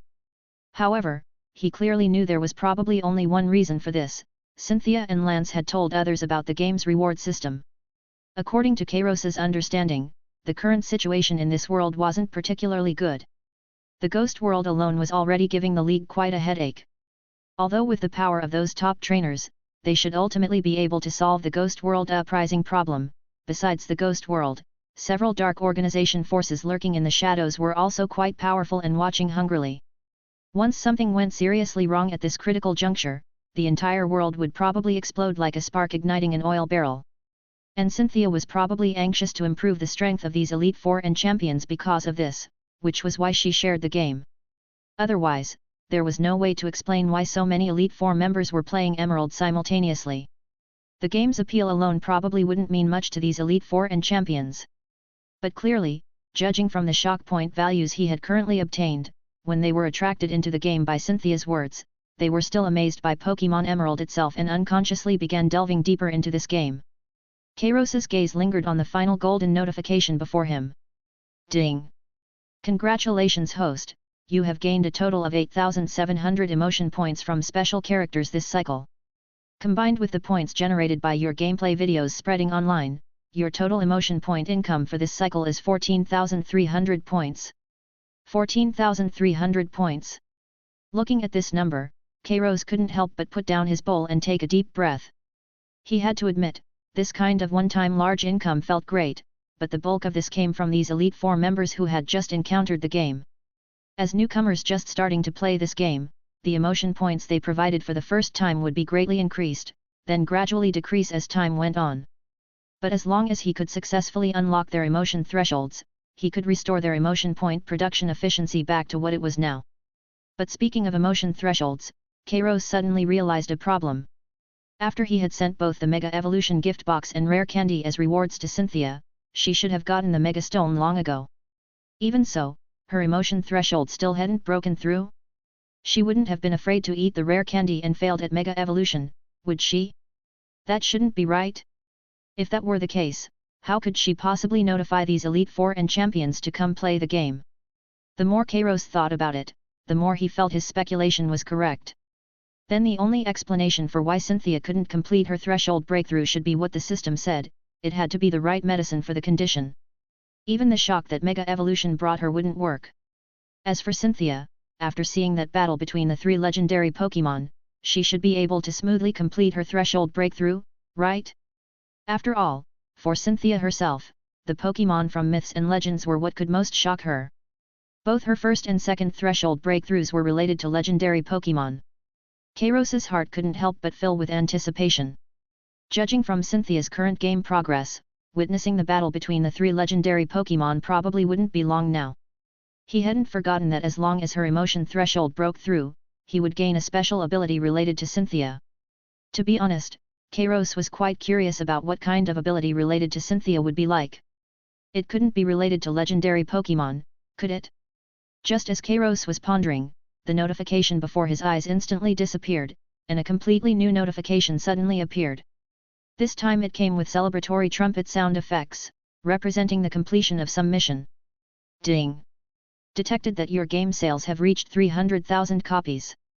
Congratulations! You have completed S-rank side mission, Sales King. Mission requirement: within 15 days, achieve 300,000 sales for any game you create. Mission reward: A-rank special item box X1, invitation card X1, 2000 shock points. Looking at the notification that refreshed before him, Kairos instinctively opened his phone and switched to the game's sales backend, finding that indeed, the game's sales had just reached exactly 300,000, and in just this brief moment, sales had increased by another 2,000 or so. Keep in mind this wasn't a weekend, this sales speed was clearly quite explosive. It seemed that whether it was his live streaming, the paid promotional campaigns from before, or the traffic brought by Emerald's recent popularity, they had all significantly increased this game's sales. However, regarding this number of 300,000, Kairos was already somewhat numb. Compared to his ultimate goal, this was certainly far from enough. Although the population of this world couldn't compare to his previous world, there were definitely still 100 million people. 300,000 sales really wasn't much. Forget about other things, right now he should first claim this mission's rewards. The next moment, as Kairos focused his thoughts, 3 familiar golden orbs appeared directly before his eyes. The first orb naturally represented the 2000 shock point reward. But honestly, after experiencing that recent harvest, Kairos was starting to look down on this amount of points. As for that A-rank special item box, Kairos also skipped right over it. His gaze fell directly on the final orb. System Special Item, Invitation Card. This was the key to this mission's rewards. He took a deep breath, reached out a hand, and touched that golden orb. Amid countless flowing lights, a small card instantly appeared in Kairos's hand. Chapter 142 Mutuo, Bro, who are you? At this moment, before Kairos's eyes, the main quest reward he had just completed was quietly floating there. It was a uniquely designed card. It wasn't a physical object, but was composed of flowing blue data streams, with edges flickering with star-like glimmers, appearing quite ethereal. In the center of the card, a simple vortex pattern slowly rotated, as if it could absorb everything around it, like a black hole. Before Kairos, a series of information began to appear. Special System Item, Invitation Card. With this card, you can invite any existence to play all your games and use products through mental connection out of thin air. Note, this item is consumable. After successful invitation, the duration is unlimited, but the invited existence still needs to pay for games and software to play them. Please select your invitation target. After waiting so long, he finally got this thing. Looking at the familiar content prompt before him, Kairos had almost no hesitation and immediately made the choice he had prepared long ago. Confirm target, Mutuo. He reached out to touch the invitation card, silently reciting in his mind, with a trace of excitement and anticipation. As for the reason for choosing Mutuo, obviously, this no longer needed a reason. That was Mutuo. The strongest artificial Pokémon, the most charismatic legendary Pokémon of the first generation, possessing both looks and power, an existence with sky-high prestige. Of course, besides his own feelings, choosing Mutuo had some more practical reasons. The timeline of this world seemed somewhat chaotic, and he wasn't sure how far Team Rocket's crazy god creation plan had progressed. This invitation could serve as a test. If the invitation succeeded, it meant Mutuo had already been born, and he needed to pay attention to this powerful Pokémon's movements in advance, preventing Team Rocket from deviating from the original plot and completely controlling this powerful artificial legendary beast. But conversely, if the connection failed, at least he would know it hadn't appeared yet. Whatever, this thing wasn't a consumable anyway. If it didn't connect, he could just switch to another target. This would also let him see whether the legendary Pokémon of this world had all disappeared. You have selected target, current world, legendary Pokémon Mutuo, individual identity characteristics are unique existence, no precise targeting needed. Begin connection immediately. Kairos shook his head slightly, focused his thoughts, and confirmed using the item again. The next moment, following Kairos's choice, the data stream card in his hand suddenly lit up, transforming into a thin blue beam that seemed to penetrate space and escape into distant void. Kairos leaned against the dining table, holding his breath and waiting expectantly for some kind of response. However, several seconds passed, and the surroundings remained completely silent. The blue beam from the invitation card seemed to have sunk like a stone into the sea, bringing back no ripples. Failed. Kairos was stunned for a moment, then reacted. Could it be that Team Rocket really hasn't started creating Mutuo yet? But that doesn't seem right either. Recalling the situation he saw in news reports about the laboratory that Team Rocket was discovered to have by the League proved that Team Rocket should have been making moves in this direction. So, or rather, the creation had just begun, and Mutuo's consciousness hadn't been born yet? Kairos scratched his head, feeling the latter possibility was more likely. Or rather, it actually didn't matter much what the current situation was. After all, given Boss Giovanni's personality, his pursuit of legendary Pokémon power was endless, only such power could realize his ambitions. And in the Emerald game he released, he had modified part of the plot, which detailed Mutuo's power and story, with Team Rocket's base serving as foreshadowing for this. With Giovanni's ambition and action capability, once he encountered this part of the game's content and learned of Mutuo's existence, creating it by following the template would almost be an inevitable outcome. But if he remembered correctly, Giovanni hadn't provided any emotion points so far, which meant he hadn't encountered the game yet. He wondered when Giovanni would get to play Emerald. While Kairos was pondering, the system's notification sound rang in his mind again. Ding! Detected that the target unit currently cannot establish an effective connection. Tip: the invitation card can be set to continuous standby connection mode. The system will continuously attempt to establish a mental channel with the target. Once the target unit meets the condition of existing and possessing independent consciousness, the connection will automatically complete and take effect. Proceed with continuous connection. Oh? It can stay on standby. Kairos's eyes immediately lit up. This feature was quite user-friendly, then he'd leave it running. He chose continuous connection without hesitation, and at the same time, he suddenly remembered that note in the item description about requiring payment. That was close, he almost forgot about this.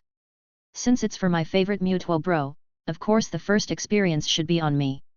Kairos smiled as he operated the system interface, casually depositing 1,000 Poke dollars of game funds into this future Mutuo exclusive connection card through the system, treating it as paying the bill for that special player he hadn't met yet. This much money would be enough to play all the games he'd release in the future, and even do some microtransactions, assuming his games had places to spend money. After finishing all this, the blue data invitation card before Kairos completely dissipated, apparently going into automatic standby mode. A wave of drowsiness also hit him. All set, time to rest. Kairos yawned, decided not to think about it anymore, and got up to walk toward the bathroom. Time passed, no one knew how long. Late at night, on the ocean, on a solitary island far from land. Deep in Team Rocket's most secret research facility, a pale figure soaked in a huge cultivation tank, with complex tubes connected to it, while instruments emitted regular, cold, low humming sounds. Besides this, everything around was quietly still. But the next moment, something changed. Suddenly, in the cultivation tank, those eyes that had been tightly closed snapped open. Through the liquid, a pair of purple pupils reflected the laboratory's dim white light, filled with endless confusion, bewilderment, and questions about their own existence. Who am I? Why am I here? This was the first moment of his consciousness being born. He had just begun to think, just begun to perceive this world. But just then, an emotionless yet crystal-clear electronic synthesized voice, without warning, directly resonated in the depths of his mind, interrupting his newborn thoughts. Welcome, esteemed player. You have received a special invitation from Wind Game Studio and possess the privilege to play all our games and products out of thin air.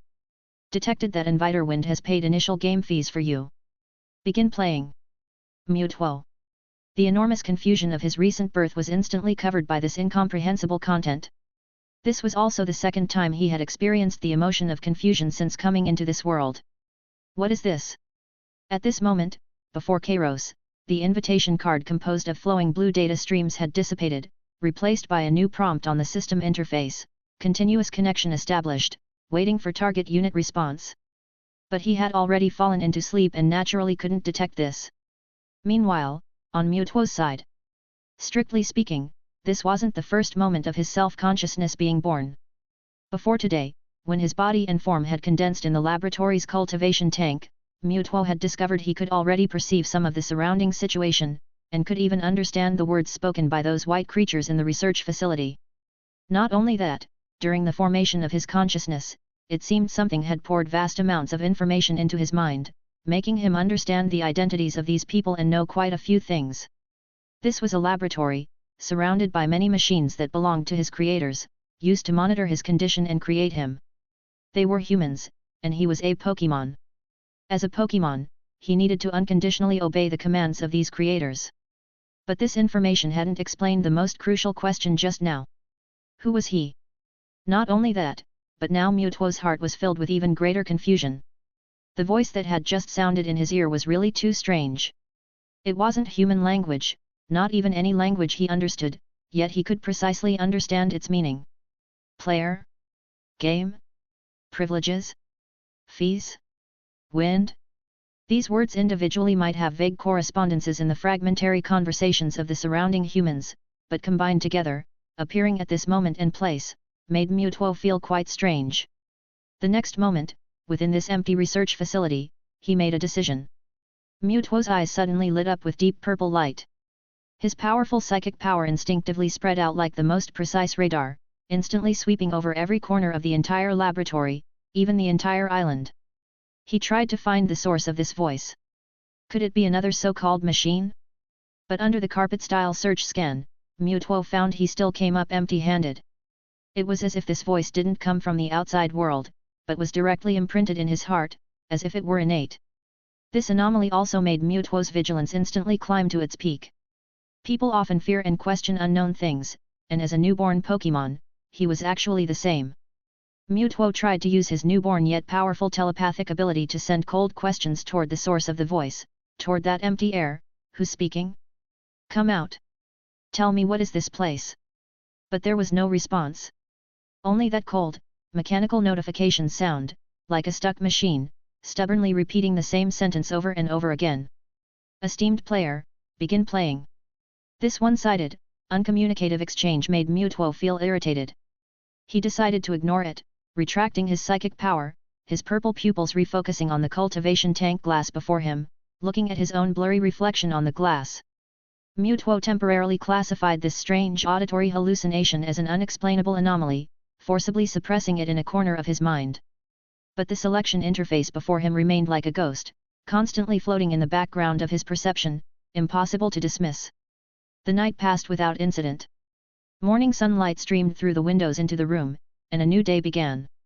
In the villa, Kairos practically shot up from bed, and the first thing he did was open the system panel to check the invitation card status.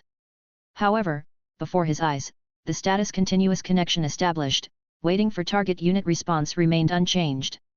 Kairos clicked his tongue in slight disappointment and was about to exit when his gaze caught a line of almost overlooked small text in the log records below. Connection status microfluctuation, target unit performed high intensity, wide area psychic scan, suspected search for connection source. Connection status microfluctuation, received undefined format mental communication request, high intensity, filtered according to rules. Content analysis, for reference only inquiry about identity and location. Kairos instantly lost all drowsiness and became completely alert. Success. Not only had it connected, but Mutuo had already awakened. Mutuo had even tried to communicate back with the system, only to be directly filtered out by the invitation card's basic customer service. Even so, enormous excitement surged through Kairos's heart. Indeed. Mutuo was there, that world's strongest artificial legendary Pokémon had gained independent consciousness. He suppressed his excitement and tried to obtain more information through the invitation card connection, Mutuo's location, real-time images, his vital status. But unfortunately, what responded to him was the system interface's cold prompt. Insufficient permissions, invitation card connection only provides game-related services. TCH, not helpful at times like this. Kairos muttered. But he quickly felt relieved. Being able to confirm Mutuo's existence through this invitation card was the greatest success. However, the current situation didn't seem to be going very smoothly. He stroked his chin, pondering for a moment. From the situation returned by the invitation card, Mutuo was obviously full of wariness about this suddenly appearing voice. Even though he had received the invitation, he hadn't chosen to play the game. Could it be that he simply didn't know what something called a game was? After all, from this situation, since Mutuo's consciousness wasn't always in a wakeful state, he was very likely still in the cultivation tank, and might even have only just awakened his consciousness. His genes came from Mew, but his nature had been altered by Team Rocket's modifications to lean toward brutality, so his personality would naturally be suspicious and cautious. Not choosing to accept this suddenly appearing voice was quite reasonable. So now how should he solve this problem? Having finally connected, he couldn't possibly give up this opportunity, right? Kairos reached out and stroked his chin. And the next moment, a brilliant idea suddenly emerged in his mind. Wait. The first question Mutuo posed to the invitation card should be the classic "Who am I?" And this question he could answer it, couldn't he? Chapter 143. So will Mutuo stage another counterattack this time? But upon careful consideration, this idea was obviously too simplistic. At this moment, Kairos stared at those two cold records on the system panel, his brain working at high speed. Though the specific content of the questions Mutuo posed had been filtered by the system, being familiar with the original plot, he naturally knew clearly what Mutuo was asking, most likely "Who am I?" This situation was remarkably similar to the plot of that movie called Mutuo Strikes Back from his memory. This artificial Pokémon born in Team Rocket's laboratory, possessing near godlike power, was precisely because of the enormous confusion and anger about the origin and meaning of its own existence that it ultimately led to the crisis in the movie that almost overturned the world. It escaped Team Rocket's control, did a series of outrageous things, even trying to create a world with only Pokémon. In the end, it was only Ash's life-risking intervention that finally allowed Mewtwo to find some answers, abandon its original plans, and embark anew on a journey to find itself. However, this process was obviously quite painful and complex. In Kairos's view, none of this was actually necessary. And if such events happened in the real world, Kairos wasn't even sure which would be more terrifying, Mewtwo remaining under Team Rocket's control, or Mewtwo staging a live-action version of Mewtwo Strikes Back. So his role as a psychological counselor, using games through the invitation card to guide Mewtwo in advance, seemed quite necessary. So its biggest core problem right now must be figuring out who it is. Kairos muttered to himself softly, his fingers tapping rhythmically on the desk. If he could directly provide the answer, perhaps he could prevent it from walking down that path filled with pain and danger. But this thought was immediately dismissed by Kairos himself. Tell it directly? This idea was obviously too naive. Mewtwo was currently soaking in Team Rocket's cultivation tank, still in its just-born stage. Every human it had encountered viewed it as nothing but a tool and weapon. At this time, if a voice appearing out of nowhere in its mind claimed to know everything about it, if it were Kairos, he definitely wouldn't believe it either. Let alone the naturally highly intelligent and suspicious Mewtwo. Such behavior would absolutely be judged by its suspicious and keen thinking as Team Rocket's more sophisticated manipulation or trap, then subsequent communication would be quite difficult. So it definitely couldn't be him speaking directly. While pondering, Kairos's gaze turned again to that floating system interface. But games, weren't they the best communication bridge? An excellent game could convey the creator's voice to players, and his emerald was the same. Once this thought emerged, a more feasible plan instantly formed in his mind. Since he couldn't directly reveal his identity, why not disguise himself as customer service for this game system? He could even go more extreme and directly be Mewtwo's companion player in the game world. After all, although Team Rocket had instilled some basic information into Mewtwo about understanding this world, the complex content in Emerald would definitely be somewhat beyond its scope. Next, he only needed to carefully design some game content for it through Emerald, subtly conveying clues and metaphors about its identity, letting Mewtwo use its own powerful intelligence to think and discover the truth. This way, the answer Mewtwo obtained would truly belong to it and could truly be accepted by it. Only then could it know who it really was and what the meaning of its existence was. Kairos didn't know what Mewtwo would think after playing through everything, but it would undoubtedly be much better than leaving Mewtwo alone. Now only one question remained. Could the system invitation card allow him to establish game-related communication with Mewtwo like customer service without exposing his true identity? Actually, Kairos was somewhat anxious about this question, since all plans had to be built on this premise. And just now, according to the system, he wasn't even allowed to obtain Mewtwo's situation and images through the invitation card. He didn't know if this would work. However, the system's answer quickly gave him a shot in the arm and let him breathe a sigh of relief. Yes, host, of course you can. The system's response was very clear. When using the invitation card, the host can edit push message templates and carry out limited text and specific data package pushes. All feedback will be filtered through the system, and any information containing real coordinates or administrator identity will be automatically blocked. This functions the same as the previous information confidentiality mechanism. Getting a positive reply, Kairos felt reassured. Now he had the idea, and the invitation card was indeed feasible, but the specific execution would definitely require careful planning. He quickly calmed down and began his own thinking. Mewtwo's IQ was among the top tier whether among humans or Pokémon, and this was true even in its newborn state. So every step he took next needed careful planning. Even pretending to be a simple mechanical customer service, he couldn't rush to throw out the answer directly. That would not only seem suspicious but could backfire and make Mewtwo suspicious of him. So, just as he had thought, he needed to use his advantage as a game creator to package the answer before sending it. Kairos took a deep breath, started his computer, and opened the game development backend.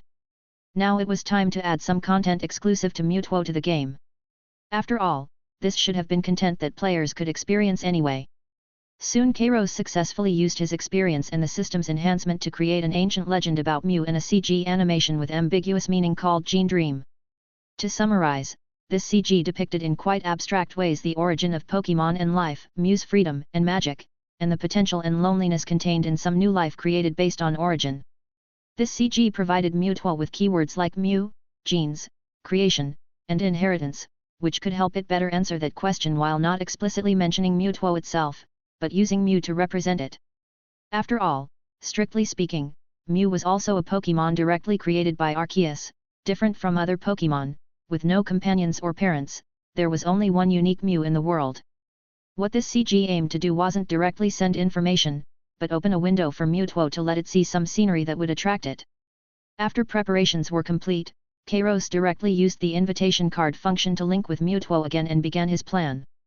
Moments later, on a solitary island in the ocean depths, inside Team Rocket's secret research facility, Mewtwo soaked in the nutrient solution, purple pupils reflecting the cold gleam of external instruments, thinking about something. In his mind, that nail-like begin playing, prompt sounded again accompanied by background noise. It prepared to ignore this incomprehensible harassment again with irritation, and due to its powerful adaptability, it had even begun to get somewhat used to it. However, at the next moment, something changed abruptly. A completely different stream of information forcibly flooded into its mind without warning. This time what appeared wasn't the previous cold mechanical text and sound, but dynamic images. It saw a vast jungle with sunlight streaming through leaf gaps, casting spots of light. On an ancient stone wall deep in the jungle, in blurry murals, a pink Pokémon with an elegant form, agile long tail, and eyes sparkling with wisdom and pink radiance suddenly appeared before the mural. It blinked its eyes, and after brief confusion, suddenly showed a smile. This Pokémon instantly disappeared from its spot, then directly appeared in the nearby forest, joyfully darting and playing. The pink Pokémon's tail traced through the air, leaving bright trails like stardust. Not only that, Pokémon after Pokémon began appearing beside it, and this pink Pokémon's appearance actually began rapidly changing, occasionally becoming identical to the Pokémon around it. At the same time, ethereal and ancient chants seemed to transcend time and space, accompanied by poetic parables telling the content. Source of life, beginning of all things. Dreams carried in genes and infinite possibilities given form. Seeing this, Mewtwo's mind and consciousness shook violently. This method of information transmission completely exceeded its comprehension. The powerful psychic energy within it instinctively tried to resist this sudden invasion. But the indescribable resonance contained in those fragments, as if originating from deep within its bloodline, attracted its recently born consciousness like a magnet. It felt the freedom and power represented by the pink Pokémon in the images.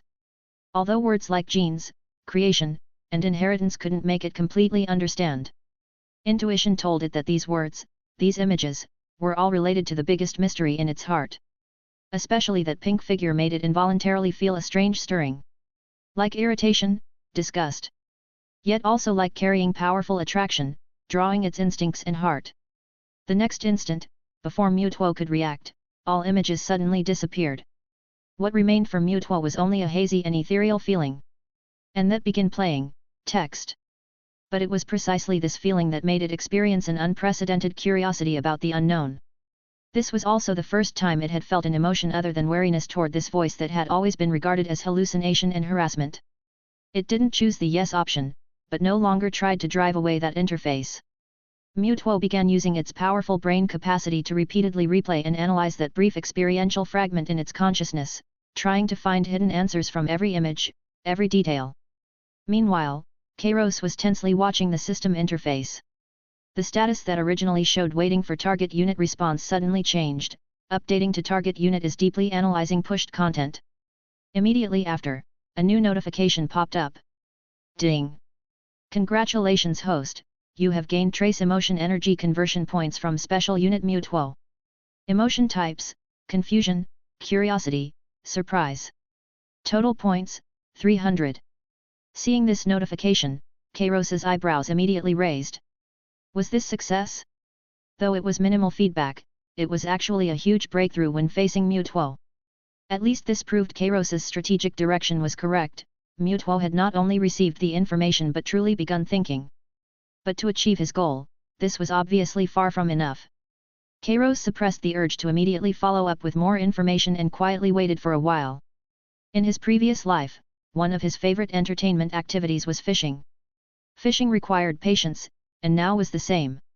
Fishing for such a wary and intelligent big fish like Mewtwo couldn't be rushed. After quietly waiting several minutes, Kairos finally made his next move. He operated the interface, edited guidance information that matched game prompts, and sent it through the invitation card.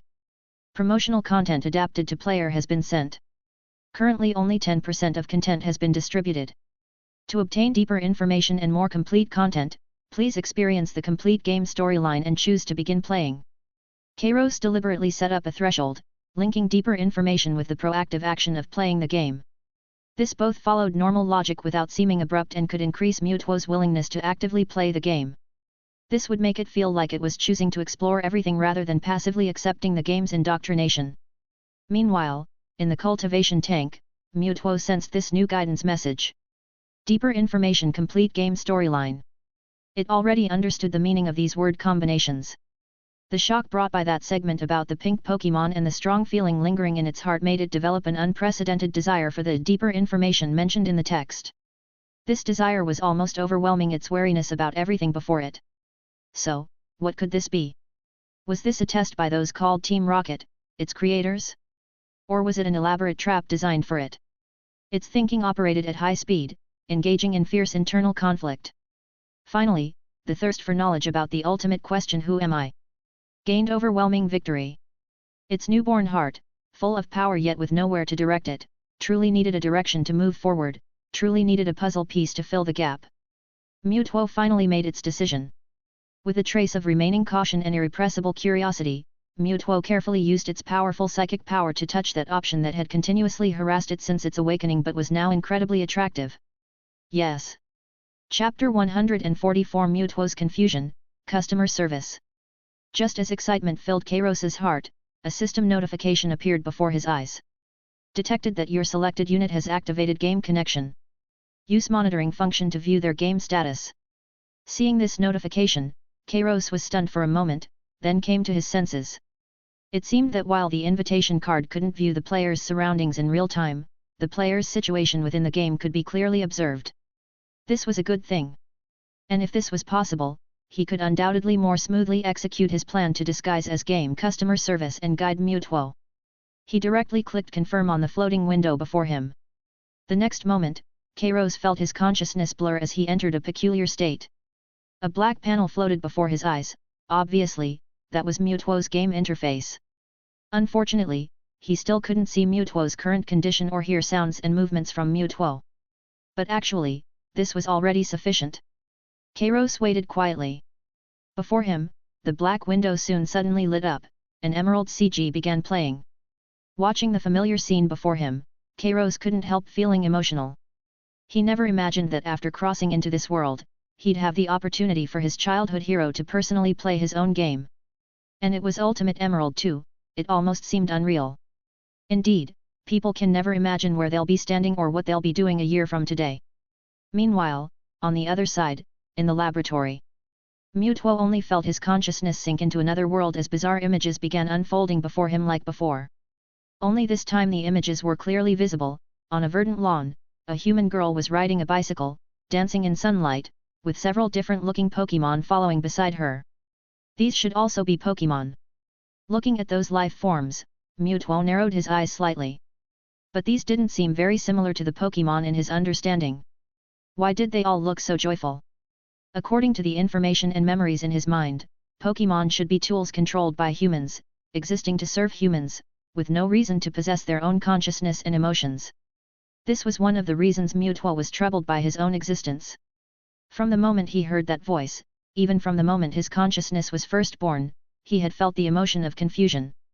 But as a Pokémon, shouldn't he not possess these things? What was the situation with these fellow Pokémon? While Mewtwo's heart was filled with confusion, the animation before him continued playing.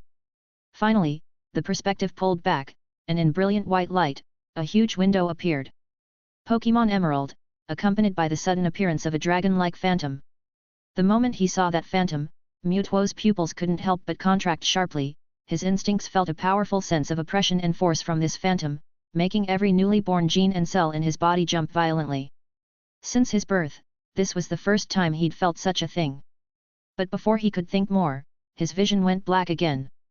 That green phantom disappeared along with everything else, replaced by a familiar voice and 2 lines of golden text. Welcome player to the world of Emerald. Please choose your playing method. Playing method 1, Virtual Desktop. As Mutuo gazed at this text, the scenery around him began changing rapidly. The surrounding temperature seemed to drop quickly, and he found himself in a wooden cabin with dancing winter snow outside the window. In the fireplace before him, crackling flames emitted warm light, making his body feel somewhat comfortable. Before him, that series of notifications continued refreshing. Selecting this gameplay, we will create your ideal gaming environment. You can play the game sitting before a computer screen in such an environment. Using this gameplay allows you to freely enjoy various different gaming environments for a more comfortable experience, but will reduce some immersion and realism. As soon as these words finished, the appearance of the wooden cabin around Mutuo began changing rapidly again, from a treehouse in the forest to a high-rise villa under neon lights in the city. Though he had never seen these scenes before, somehow they instinctively gave him a comfortable feeling. After the surrounding scenery changed rapidly, it finally settled on the initial winter cabin. What emerged next was another notification before Mutuo. Gaming Method 2, Virtual Immersive Play. After selecting this play method, you will enter the character's perspective as a player, join the game world, and clearly and intimately enjoy the entire game process. This play method is recommended to let you more closely feel the game's charm, immersively enter the game, and enjoy everything. Now, you may freely choose between these 2 play methods. Meanwhile, in the villa, Kairos, in monitoring state, naturally saw the scene before Mutuo and couldn't help being stunned. Was this invitation card so advanced? Being able to create illusory gaming scenes out of thin air was already outrageous enough, but it could also let units receiving invitation card connections play games immersively. Wasn't that no different from virtual reality? But on second thought, given the system's capabilities, perhaps such things weren't difficult for it. After all, those heaven-defying modules on his panel only showed levels of intermediate and low. The system could even distribute rewards that didn't exist in the real world out of thin air, so compared to that, this really wasn't much. But honestly, the scenery of those rooms the system created earlier was quite tempting, especially the snowy cabin Mutuo was in now. Living there would definitely be very comfortable. He should ask the system if it could make one for him too when he had the chance. While Kairos was somewhat distracted, Mutuo also faced a choice. Although he still didn't quite understand the situation, in those previous words, he had clearly caught keywords: immersion, involvement, better understanding and comprehension. The reason he appeared here was precisely to pursue the answers in his heart. That being the case, which option to choose was without question. He used his psychic power and immediately chose the latter. The next moment, Mutuo felt his consciousness being pulled from his body again. His vision brightened, and when he opened his eyes again, he was standing in darkness, surrounded by various scattered objects. When he looked down, he couldn't help being startled. His original body had disappeared, replaced by human appearance. So this so-called game has turned me into a human. Mutuo frowned slightly, but his psychic power could still sense that he was only in an immersive experience state, while his true body remained soaked in that laboratory's cultivation tank, unable to move. After confirming this point, Mutuo withdrew his consciousness. Though he had just been born into this world and didn't understand much about it, his powerful psychic abilities gave him an instinct to comprehend and master this force.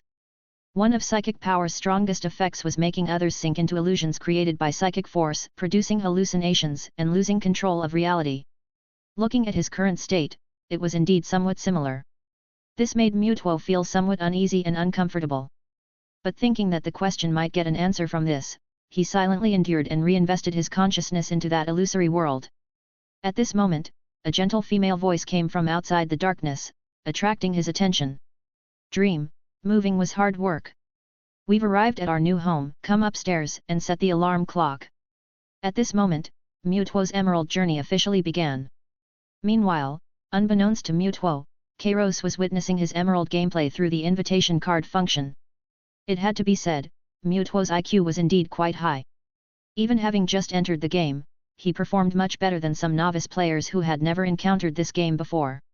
He quickly followed the system's guidance to successfully reach the second floor and set the required clock. He even vigilantly searched around the room and quickly discovered the potion and pokeball that Kairos had left in the computer. This surprised Kairos somewhat. Mutuo bro really was Mutuo bro. The game had sold over 300,000 copies, and it seemed that before he started live streaming, no one had discovered that this computer contained directly obtainable items. But Mutuo found them right away. While thinking, Mutuo had already controlled his character to visit the neighbor's house and was walking toward the grass above the town, about to trigger the Save Professor Birch, Choose Starter Pokémon segment. However, at this moment, Kairos glanced at his panel and discovered that in Mutuo's emotion values, the confusion indicator was rising sharply. The data from this emotion showed capture time when Mutuo's character noticed that in the town above, there was a fat man with a zigzagoon following behind him, leisurely strolling around town. This was originally an ordinary NPC, but the moment Mutuo observed him, Mutuo's emotions fluctuated violently. Only then did Kairos suddenly realize a huge problem. When he originally created this game, since the players were all people from the Pokémon world, there was naturally no need like in the original for Professor Birch to jump out with a Pokémon at the game's start, telling everyone this is a world where humans and Pokémon live in harmony and what Pokémon are. So Kairos had directly deleted and simplified this segment when making the game. But obviously, for Mutuo, he knew almost nothing about the world he was currently in. Those Team Rocket people might even instill strange knowledge and information to better control him. Now this deleted tutorial was especially important for Mutuo, at least letting him understand what kind of world this was. His confusion was probably due to everything he saw being different from his understanding. Thinking of this, Kairos directly sent a message to Mutuo through the invitation card. The next moment, the electronic synthesized voice sounded again beside Mutuo.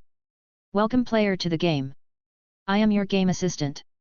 If you have questions about situations within the game, you may inquire with me. Sure enough, after hearing this, Mutuo spoke directly after brief silence, or strictly speaking, he used his psychic power to connect with this voice, like telepathy. I am human now, correct? Strictly speaking, the character you are currently playing is human. Then I should possess my own tools. Those Pokémon, they should become my possessions, enslaved by me, correct? Hearing this, Kairos couldn't help his mouth twitching, indeed Team Rocket hadn't instilled any good thoughts in Mutuo. Fortunately, he had discovered this timely enough. Mutuo hadn't been completely brainwashed yet, so correction was still possible. After brief consideration, he directly input a reply. I apologize, but as a game player, you have the right to your own subjective thoughts. I cannot answer this question for you, you need to explore the answer yourself. If you believe Pokémon should be tools enslaved by humans, then you may act accordingly, but if you believe what you've seen is completely different from this idea and can be practically implemented, then that is the true answer. This response style really sounded like artificial intelligence, but its most crucial aspect was giving Mutuo complete respect. After all, for him now, everything he saw was completely inconsistent with the knowledge in his mind. Forcible denial wasn't the most appropriate approach, instead, like he had considered before, he should let Mutuo see for himself. Sure enough, upon hearing this, Mutuo fell into contemplation again. His character turned to look at the NPC playing and frolicking with that zigzagoon, and only after a while did he step forward toward the upper part of town. Chapter 145 Isn't Team Rocket's prenatal education a bit too much of a failure? At this moment, Kairos's gaze carefully examined the game interface, contemplating the characteristics that Mutuo was currently displaying. His actions showed almost no hesitation whatsoever, remarkably efficient, and even when heading to the neighboring house, he took a completely straight line without any meandering detours. After bidding farewell to the neighbor's house, Mutuo obtained key information and immediately headed out, walking straight toward Route 101, directly ignoring all NPCs along the way that could potentially trigger interactions. His target focus was terrifyingly clear. Kairos adjusted his sitting position, knowing that the crucial plot where players choose their starter Pokémon was about to be triggered. He wondered what kind of starter Pokémon a guy like Mutuo would choose. He simultaneously glanced at the system backend and noticed that at some point, a new information area had appeared. Detecting an anomalous signal source. Kairos was stunned for a moment, then suddenly snapped back to reality. Oh right, Mutuo was currently under Team Rocket's control. His invitation card had interfaced with Mutuo's consciousness, which might also alert Team Rocket. From this perspective, the system seemed quite thoughtful. He just hoped Team Rocket would discover it later rather than sooner. If that situation really occurred, he wondered if the system had any countermeasures. Meanwhile, in the game, Mutuo's character walked out of the town, and almost the instant he approached the tall grass, the cutscene was triggered. Help! Someone please help me! Professor Birch's cry for help rang out as he was being cornered by a Poochyena, looking quite disheveled. Mewtwo's character automatically ran forward a few steps. Young man, you need Pokémon to fight Pokémon. The professor shouted anxiously. Hey! Come help me! Use the Pokeballs over there. In the bag on the ground, 3 open Pokeballs were displayed. The battle interface forcibly expanded. Mewtwo paused for an extremely brief moment, seemingly processing information at high speed. Then, without any hesitation, he selected Mudcup's Pokeball. I choose you, Mudcup. The game spoke the line for him, and the battle began, Poochyena LV.2 vs Mudcup LV.5. Mewtwo's gaze swept over the commands. There were 4 in total: fight, Pokemon, bag, run.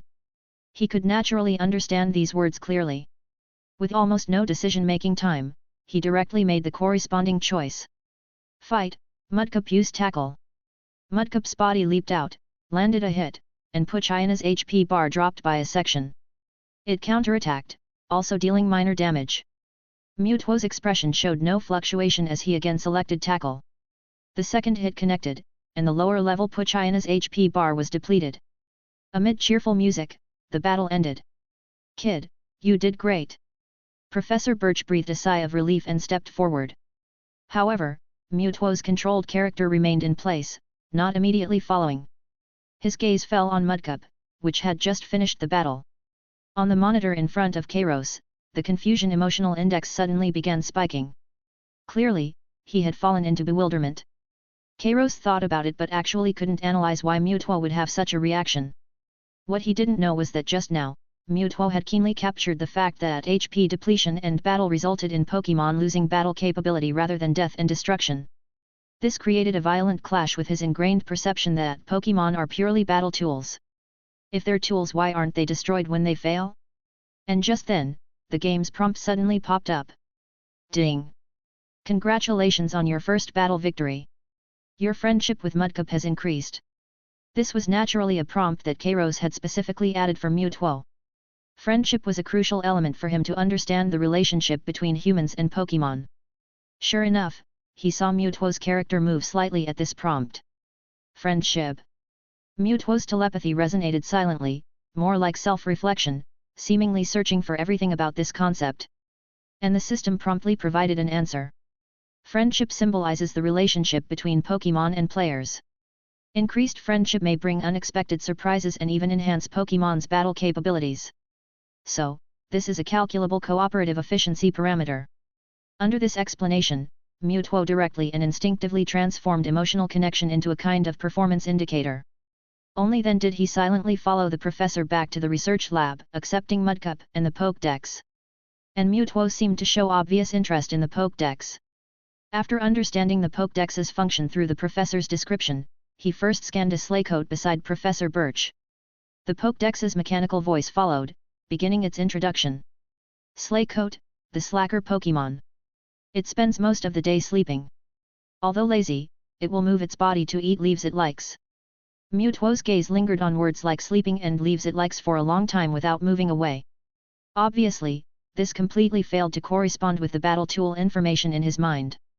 So he turned around and scanned his own Mudcup. Mudcup, the mudfish Pokémon. It can sense water currents with its fin to predict opponents' actions. It's very strong and can easily drag rocks 10 times heavier than itself. Sensing water currents predicting actions, he contemplated the information he was seeing. These are clearly functional descriptions, so why would non-essential data like preferences exist? With this puzzled voice, he put away the Pokédex and, without extra dialogue with NPCs, left the research lab directly, heading toward the rival's location as the professor requested. Meanwhile, Kairos also realized an issue. The Emerald version that Mewtwo was playing was practically a plus version with considerable freedom. But it was indeed content from the original work he had created. This was also good, since the more realistic the world, the more it could influence Mewtwo's thinking. At the same time, after Mewtwo crossed through the tall grass and defeated several wild Pokémon, he entered the small town above Oldle Town. His actions remained highly efficient, directly entering the Pokémon Center to restore HP and attempting to gather intelligence by talking with several NPCs.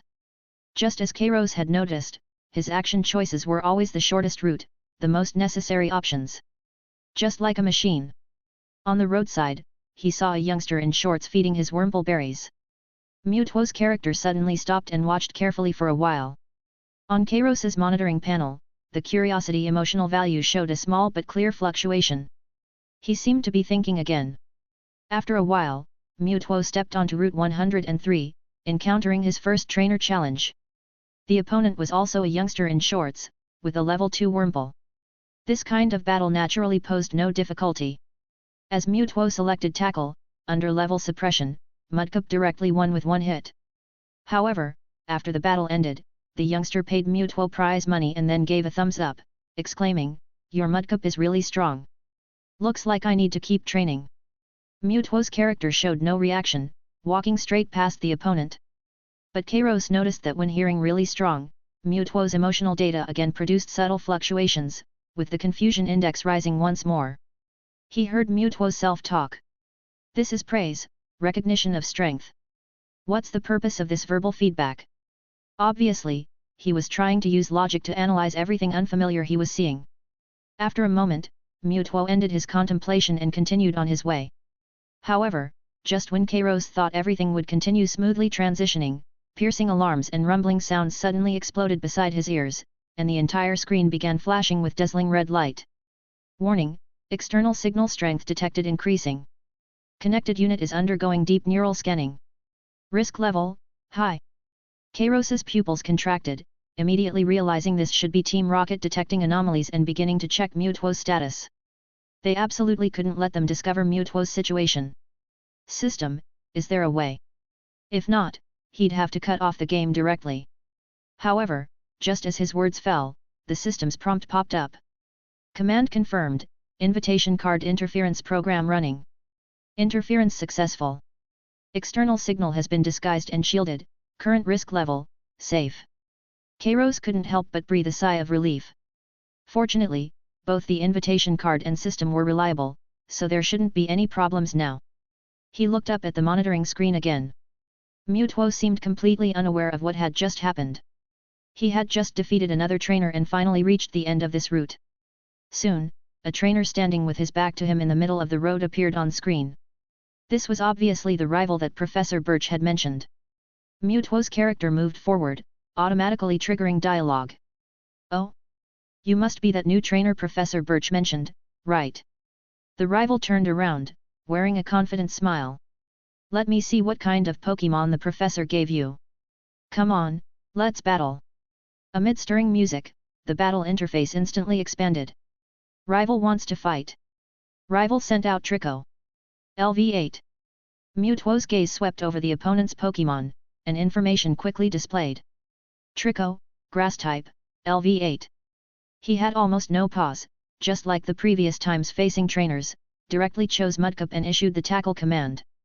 In his logic, previous battles had proven that Mudcup's level and moves were sufficient to handle these opponents. Efficiency first, so no additional strategy was needed. Mudcup leaped out, swinging its small fin toward Trico. However, the effect seemed insignificant. Trico's HP bar only decreased by a barely perceptible sliver. Mutuo's expressionless face showed its first extremely subtle change, with his brow furrowing almost imperceptibly. He seemed unable to understand why the same move had such a poor effect on this Pokémon. Next came the opponent's attack turn. "Trico, use absorb." The rival's energetic voice rang out. Trico nimbly jumped up, its body emanating green energy light, with a beam connecting it to Mudcup. Mudcup let out a slight cry of pain, its HP bar suddenly dropping by a large segment. And simultaneously, Trico's tiny lost HP was instantly fully restored. Mutuo's telepathy was filled with pure questioning. The opponent's damage was abnormally high, and it also recovered HP? This completely violated the damage calculation formula he had established through previous battles. His decision-making loop seemed briefly interrupted by this unexpected situation, but his high-speed processing ability immediately restored his actions. He again selected tackle. Mudcup faithfully executed the command, attacking again with minimal effect. And Trico's second absorb followed immediately. The green beam again entwined Mudcup. This time, Mudcup's HP bar plummeted at an alarming rate, instantly hitting rock bottom and disappearing. Mudcup swayed and collapsed, its eyes becoming spirals. Mudcup fainted. The cheerful battle music disappeared, replaced by the low, defeated sound effect, and everything before Mutuo seemed to darken. You lost to rival. In the darkness, this line appeared coldly before his eyes. Finally, since entering the game, Mutuo was completely stunned for the first time. His brain, which had always been processing all information at high speed, seemed to fall into brief stagnation due to this previously unprecedented result. His gaze froze on the word lost before him, discovering that somehow, he had returned to the Pokémon Center. Lost? This is losing? Unlike the failure he understood, which meant destruction, this kind of failure seemed merely a reset. He seemed to have been sent back to this facility called the Pokémon Center. Not only that, his Mudcup had also recovered its status, as if everything could start over. But that result itself, that concept of losing, was clearly branded in his perception.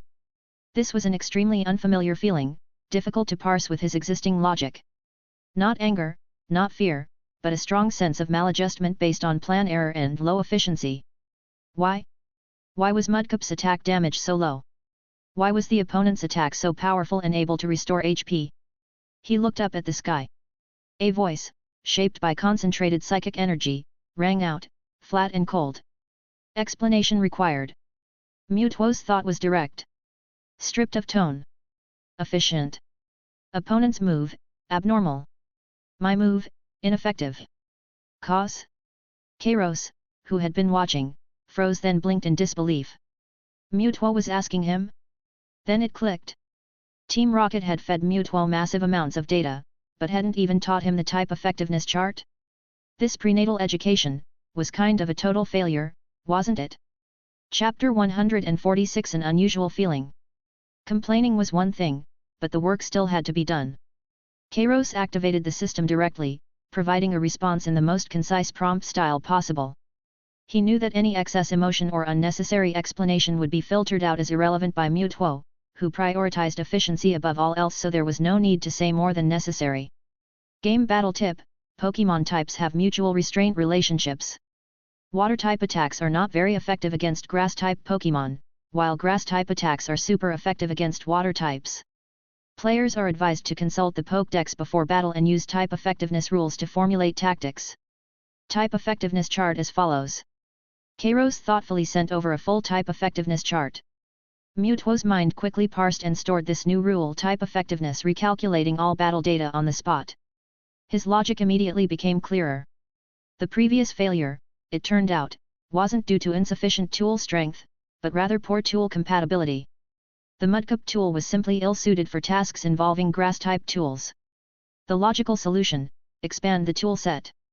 Acquire and configure new tools specifically effective against grass types. This task now held the highest priority. Without hesitation, Mutuo's in-game character turned sharply and stepped back into the tall grass of Route 101. At the same time, Mutuo's thoughts moved swiftly. What he needed now was to capture a new Pokémon, one with a type advantage against grass. Bug, poison, flying, or fire types with growth potential. They would be screened and added to his team. Kairos, watching the interface, quickly guessed what Mutuo was planning. And indeed, this area did contain a fair number of Pokémon effective against grass types. Would it be a Wurmple? Or maybe a Pidgey? As he speculated, the battle screen suddenly opened. A bright yellow figure appeared, making Kairos freeze. Trembling slightly in the center of the frame, raising its tiny horn, was none other than a Weedle, a Pokémon with an absurdly low encounter rate. Only a 1% spawn rate. Kairos hadn't even seen one during any of his live streams. Was Mutuo's luck really just that ridiculous? But before he could marvel, his heart clenched in alarm. Because right at that moment, Mutuo's character, without any attempt to weaken the target or even pause for observation, opened his bag and focused in on a single Pokeball moving at stunning speed. Wait! Kairos instantly grasped the situation. He had forgotten to include one critical point in the tutorial: weakening a Pokémon greatly increases the odds of a successful capture. Mutuo had completely misunderstood how Pokeballs worked. And if this one failed, with his current resources and game progress, he might not get another opportunity to catch a grass counter unless he somehow beat his rival using just Mudcup. Not good. Kairos could already see it, the Pokeball bouncing open, Weedle escaping a failed capture.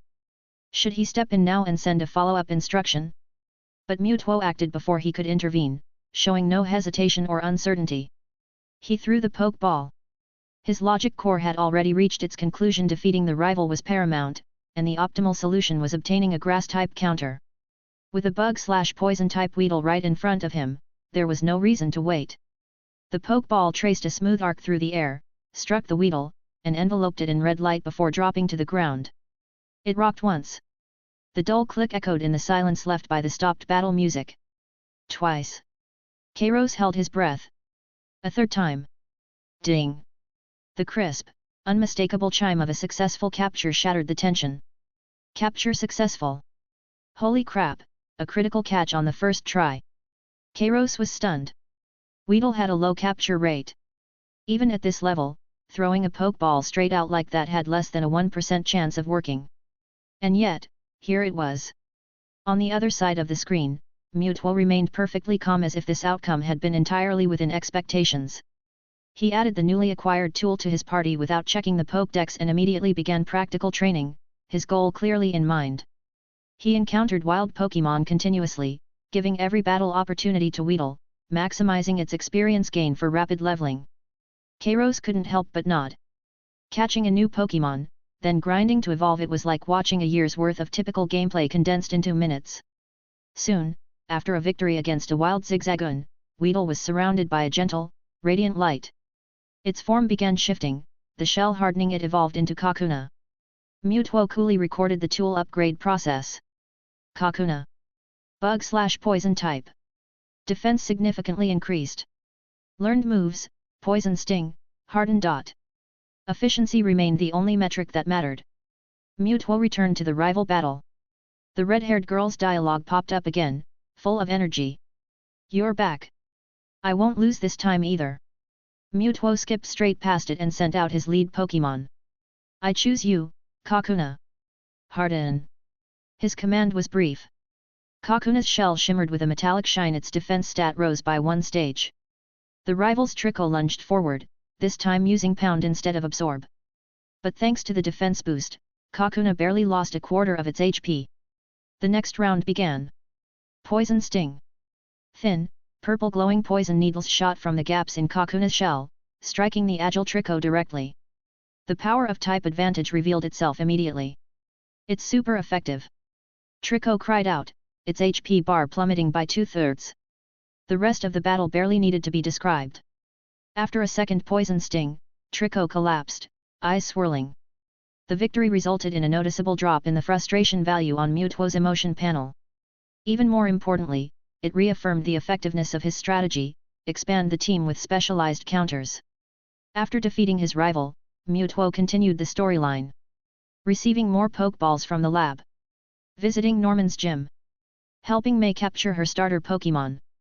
With Mudkip and Kakuna, he entered the route to his next destination, Petalburg Woods. Unlike the familiar pixelated scenery of most players, the forest before Mewtwo appeared dark and enclosed, the tangled trees forming natural mazes. Wild Pokémon encounter rates and trainer density were both significantly increased. But none of this posed a challenge. He maintained maximum efficiency, using Kakuna as the lead in every battle to gain EXP and reach the next evolution. He already knew bug types evolved rapidly. The forest battles were repetitive. A Wurmple? Feeds on leaves, the Pokédex noted. A Poochyena? Tenacious. Silcoon and Cascoon, fought against bug catchers, were hard yet fragile. All of this data was collected and categorized in Mewtwo's mind. His belief in Pokémon as tools remained unshaken, but in faint, invisible corners of his thoughts, something imperceptible had begun to change. After a tough fight with a youngster using a loaded, Kakuna was once again surrounded by radiant evolutionary light, this time, far more brilliant than before. The hardened shell cracked open, revealing a sleeker, more aggressive form with twin gleaming stingers. Beedrill. A quintessential bug-type Pokémon, known for its speed and offensive strength. Kakuna had reached its final evolutionary stage. Tool secondary upgrade complete. Mewtwo checked the updated status screen and coolly added the new data. Beedrill. Bug/Poison type. Attack and speed significantly increased. Learned move, Fury Cutter. Evaluation, effective counter against grass and psychic types. Everything proceeded according to plan. But just as he prepared to continue exploring, an unexpected encounter disrupted his rhythm. A seemingly ordinary youngster challenged him, yet the Pokémon he sent out was a formidable Pidgey. It was fast, aggressive, and its aerial ace move dealt devastating damage. Seeing the clear disadvantage, Mewtwo quickly withdrew Beedrill and sent out Mudkip. But even Mudkip struggled. Its HP dropped rapidly, the screen flashing red. Its battle animation turned sluggish, visibly exhausted. This unit's HP is critically low. Recovery item use recommended. Mewtwo assessed the situation and calmly used a potion. From a logical standpoint, it was the correct move. But at that moment, a strange jolt shot through him, like an electric current. Looking at the flashing red HP bar, the weakened and struggling Mudkip, an unfamiliar feeling welled up: anxiety, irritation, discomfort. The battle ended in victory. Mudkip raised its head to look at him, as if proud of its efforts, perhaps even expecting praise. Mewtwo stared down for a moment, then silently withdrew it into its Pokeball. He didn't understand Mudkip's expression. He simply moved forward, deeper into the woods. And yet, something had changed. He began noticing details that previously wouldn't have registered as useful data. Bug types quietly nibbling leaves in the trees. Poochyena joyfully rolling around in the grass. Scenes teeming with life, echoing with vitality, information that subtly pressed against the rigid ideas embedded in his mind. Were these active, living creatures, really just tools? That quiet contradiction accompanied Mewtwo all the way through Petalburg Woods until he finally arrived at the next city, Rustboro. The air was different here, dry and mineral-rich. Rocky buildings lined the streets. His next objective was clear: the Rock-type gym at the city center. He approached the information board about the gym leader, Roxanne, and immediately referenced the type chart now embedded in his memory. Rock-type. Weak against water, grass, fighting, ground, steel. Resists normal, flying, poison, fire. The optimal strategy emerged instantly. Water-type moves are super effective against rock types. He designated Mudkip as the core tool for the battle. After clearing the gym's initial trainers with ease, the final match against Roxanne began. The battlefield was rocky and uneven. Roxanne's first Pokémon was the ancient, mossy Lillipup. Mewtwo sent out Beedrill. Bug-type moves are effective against grass. Use: Fury Cutter. Drill's twin stingers became flashes of light, repeatedly striking Lillipup's heavy body with growing force. Despite its strong defenses, Lillipup eventually went down. Roxanne's second Pokémon was the swift and deadly Archon. It took to the air with a shriek, conjuring massive rocks overhead. Rock Slide. Rock Slide. Rock-type move. Super effective against flying and bug types. The boulders crashed down on Beedrill before it could react. The damage was catastrophic. Its HP dropped to 0 instantly. Its eyes swirled, and it collapsed to the rocky ground unconscious. Chapter 147 Kairos, so I'm actually a preschool teacher? At that moment, the on-screen image, Drill's eyes swirling as it collapsed, no longer able to battle, pierced into Mewtwo's thoughts like a cold needle. For a brief instant, he froze. That intense, familiar discomfort surged up again from the depths of his consciousness, sharper and clearer than when Mudkip had fallen earlier in the battle. The feeling was a tangled mess of irritation, unease, and a heavy dose of anxiety, an emotional interference that disrupted his normally calm, rational mind, making it increasingly difficult for him to accept what was happening. But he was still in the middle of a battle. He drew in a deep breath and forcibly pushed those turbulent emotions down, mentally labeling them as efficiency-disrupting interference that needed to be ignored. Then he shifted to solving the immediate problem. He began processing the situation at lightning speed. Tool has lost combat capability. Cause: Rock-type move delivered double effectiveness against Bug-type. Conclusion: prior threat assessment of Tool Beedrill vs Rock-type opponents contained a critical error: insufficient durability to withstand this attack pattern. Lesson learned: when facing Rock-type opponents, avoid deploying Beedrill unless the opponent is a non-threatening Grass-type, e.g., Cradily, and lacks priority moves or significant offensive threat. His in-game character acted with perfect calm, showing no trace of emotional disturbance. Mewtwo picked up a Pokeball, precisely recalling the fallen Beedrill in a flash of red light, then pulled out another and immediately sent out Mudkip. Opponent specializes in rock types, obvious weakness to water. Among currently available combat units, Mudcup's water-type moves hold the highest effectiveness coefficient. It is the optimal and only choice. Deploy Mudcup. Proceed with water-type attacks. His thoughts were crystal clear. Red light flashed again. Mudcup's small blue form appeared on the rocky battlefield. It seemed to immediately sense the tension in the air, its body tensing slightly as it shook its head, uneasy from the lingering pressure. But when it turned and met Mewtwo's gaze, it straightened up, trying to steady itself. It let out a soft growl, as if signaling its readiness and waiting for his command. Water gun. Mewtwo's voice was concise and direct. But the opponent struck first. Roxanne's Archon wasted no time, unleashing a sharp screech. Invisible energy condensed in the air, and a barrage of jagged, angular rocks materialized from nothing, crashing toward Mudcup with a terrifying roar. Rock slide again. The storm of rocks slammed into Mudcup. After the dust and shockwaves faded, its HP bar dropped sharply, landing in the yellow zone with barely over 1/3 health remaining. This was only thanks to its status as the most durable of Hoen's 3 starters, any other would have fainted on the spot. Even so, Mudcup had clearly taken heavy damage. It trembled, letting out a faint whimper. But its large eyes stayed wide, fixed on Mewtwo with a gaze full of pure trust and unshaken dependence. That look made Mewtwo falter. He couldn't understand, why would a tool look at him like that? Still, he issued the command again without hesitation. Use water gun. His voice showed no emotion, as though the violent assault and Mudcup's pain were completely irrelevant. Mudcup heard the command and immediately acted, summoning what little strength remained. It opened its mouth and released a stream of water, but the animation was clearly weaker than before. The jet of water hit the airborne Archon directly. It's super effective. Notification flashed, and its HP began to drop. But water gun was one of the weakest water-type moves. Even with a type advantage, it couldn't inflict serious damage. Archon's HP stopped just below halfway, flashing yellow, the same as Mudcup's. At that moment, Mewtwo's mind was already calculating again. Based on the damage output, he quickly arrived at a conclusion. Opponent's HP, under 50%. Mudcup's water gun can secure victory, but the opponent possesses move priority. Rock slide will land first. Mudcup would fall. This cold calculation, this mechanical prediction of defeat, made the emotions Mewtwo had been suppressing surge violently. Was it because he hated losing? No. That wasn't quite it. His thoughts became unfocused. A strange, unfamiliar impulse took hold. He wanted to rush onto the battlefield and shield Mudcup with his own body. The idea horrified him. Where had that come from? Why would he have such an irrational urge? Why should he care about a meaningless tool? Even if it fainted, there would be chances to restart. There was no real loss. But the battle wasn't waiting for introspection. The next round began, and Mewtwo instinctively chose water gun again.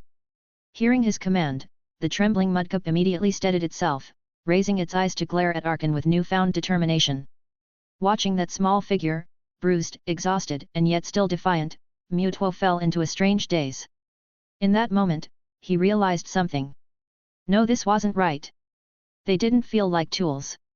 They had something the same as he did. But what was it? As Mewtwo searched for the answer, the new round began. Archon attacked again. Roxanne's command was sharp and simple, another rock slide. The rain of jagged stones returned, hurling down toward the frail Mudcup like a meteor shower. It looked ready to collapse at any moment. But just before the impact, Mudcup turned and looked at Mewtwo again. Its eyes held guilt. Even as it faced defeat, it blamed its own weakness. At that moment, Mewtwo's thoughts froze completely. Everything ground to a halt. That surging discomfort, that rising sense of dread, all peaked in one overwhelming wave. No! The cry burst from deep within him, unspoken but undeniable. Then, just before impact, a change occurred. Archon suddenly wavered, a subtle grey flash of light signaling a stat shift. Its pressure faded, like air escaping from a balloon. Even the power behind the falling rocks seemed to dissipate. Bang! The move landed. Mudcup's HP bar flickered, but miraculously stopped just above zero. A sliver of red remained, so small it seemed impossible. It hadn't fainted. A system notification appeared. Archon's defeatist ability activated. Its defense fell sharply. Kairos, watching closely, wasn't surprised. He'd noticed Arkan's HP earlier and had expected this. Mudcup really was the best starter for rock-type gyms, and this was exactly why. He could already see how this battle would end. On the battlefield, Mudcup's latent power finally awakened. Blue light and churning water burst around its body. Torrent had activated. Mew. With a cry far louder than its size should allow, Mudcup no longer fired a simple stream of water.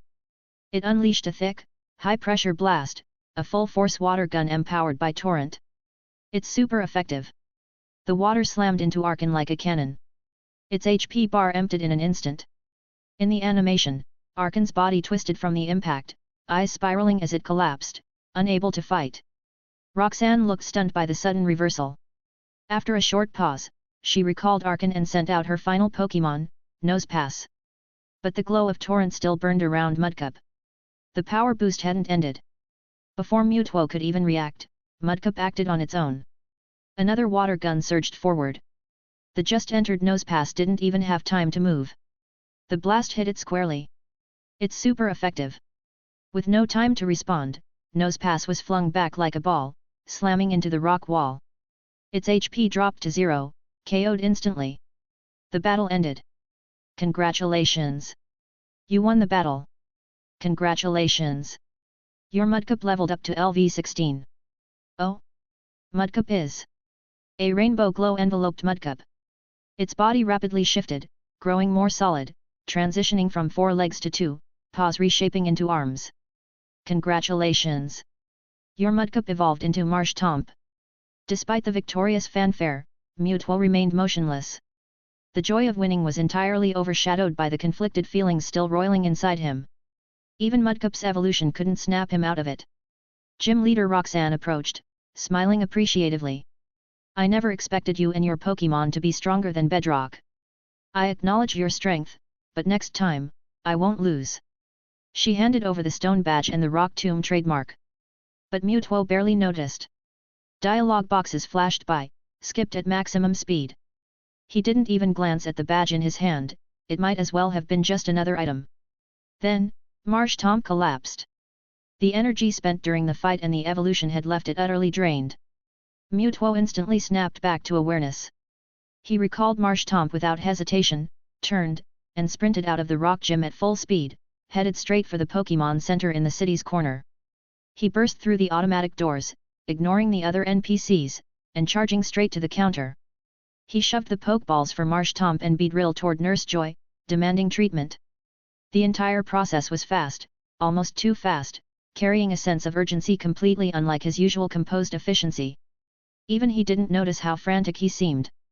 Kairos, watching it all, turned to the emotion monitor. The care and anxiety values had spiked violently and were just now settling down. He rubbed his chin, thoughtful. As expected, just as I predicted.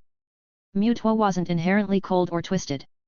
Much of his current state came from Team Rocket, years of forced ideology and brainwashing that had warped his worldview.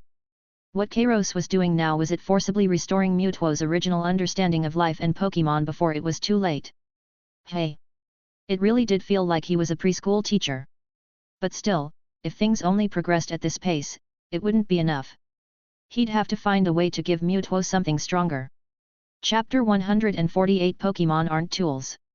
At this very moment, the Pokémon Center's lights glowed soft and peaceful, and the air seemed to carry a blend of disinfectant mixed with some reassuring, calming scent. Mewtwo stood before the counter, his usually sharp and cold purple eyes now somewhat unfocused. He was staring at the door leading to the treatment room behind Nurse Joy, not blinking for what felt like ages, his gaze locked firmly on it. His mind was no longer performing the high-speed, precision calculations it had during battle. Instead, it was flooded by an unprecedented chaotic torrent, like a tangled mess of threads. Mudcup no, to be accurate, it should be Marshtomp now. That last look it gave him, tinged with guilt, and that uncontrollable surge of protectiveness welling up inside him, both kept echoing in his mind, making him feel strange and unable to comprehend. There was only one reason he would have such emotions. After countless rounds of reflection and contemplation, he'd finally arrived at an explanation that made sense of it all. These Pokémon weren't tools. They possessed something special, just like he did. Something that could touch each other's hearts and stir different emotions within him. Mewtwo had reached this conclusion. Yet what he still didn't understand was, if Pokémon weren't tools, then what exactly were they? And what was that special something? Just as Mewtwo's thoughts were in total disarray, the clear chime at the treatment room door rang out, signaling that the treatment was complete. Nurse Joy, wearing her professionally warm smile, handed him 2 Pokeballs, her sweet voice ringing out. Sorry to keep you waiting. Your Pokémon have been fully restored to health. Please feel free to visit the Pokémon Center again whenever you have any troubles or concerns. We'll do everything we can to help you. Mewtwo almost instinctively took the Pokeballs from her hand. The moment he touched their metal shells, he seemed to feel a strange vitality emanating from the coolness. A system notification popped up before his eyes. Marshtomp and Beedrill have joined the party. Below that line, 2 green, completely full HP bars representing both Pokémon's status appeared. Clearly, they'd fully recovered. Yet right now, an intense, unprecedented urge surged through Mewtwo's heart, compelling him to open the Pokeballs. In the past, with his personality, he would have immediately grabbed the Pokeballs and hit the road without hesitation. After all, the game notification had already told him both Pokémon's status. But now, for some reason, he just wanted to confirm their condition with his own eyes, not merely by seeing full HP bars on the data screen. Following Mewtwo's action, red light flashed. Marshtomp, noticeably more robust after evolving, appeared at his feet. On the other side, Beedrill hovered in the air, its twin stingers gleaming with dazzling, sharp light. After that last battle, both Pokémon had leveled up to 18, clearly stronger than before. Yet Mewtwo's attention wasn't on that at all. After confirming both Pokémon were unharmed, he felt, inexplicably, like a weight had lifted from his chest, and he relaxed. When that feeling faded, he felt his calm and rationality reclaim his mind once more. He shook his head, preparing to recall both Pokémon and continue on his way. But Marshtomp's action interrupted him. It suddenly looked up, gazing at Mewtwo with those lively, round eyes, and let out a vigorous cry, "Megu!" The voice was full of post-evolution strength and unguarded affection. It even gently nuzzled Mewtwo's leg with its head. The trust contained in that gesture had far more impact on Mewtwo than any data ever could. Dash! Beedrill also flew closer, emitting a soft buzzing sound, tapping Mewtwo's arm with its antennae, as if comforting him or indicating it was fine now. The scene before him left Mewtwo completely stunned. He looked down at Marshtomp nuzzling him without any reservations, then glanced at Beedrill expressing its goodwill. An indescribable feeling washed over him, warmth, a bittersweet ache, and a stirring he couldn't name. Was this the thing that interfered with his rationality during battle? Was this the reason he, as a trainer, was willing to use his own body to block attacks? His gaze involuntarily shifted to the Pokémon Center lobby. There, a young trainer was crouching, carefully drying a Pikachu's rain-soaked fur with a towel. Pikachu comfortably closed its eyes, letting out affectionate Pika-Pi sounds. On the other side, a travel-worn trainer was handing all his Pokeballs to Nurse Joy, his tone exhausted yet full of concern. "Please take care of them, Nurse Joy. My partners just went through a tough battle." And there was a pair of twin children, happily distributing berries to their Meowth and Skitty. Countless scenes, countless sounds, now flooded into Mewtwo's perception with crystal clarity. He no longer saw simple biological categories of humans and Pokémon, but countless invisible yet incredibly resilient threads. These threads were called care, trust, reliance. They tightly connected trainers and Pokémon, forming a complex relationship that went far beyond the definition of tool and user, something he'd never found in his mental database of knowledge. A peculiar sensation, accompanied by all the warm scenes around him, suddenly rushed into Mewtwo's heart. He found that he seemed to understand a little. So that discomfort wasn't interference, and those impulses weren't abnormal. Rather, they might be something close to instinct.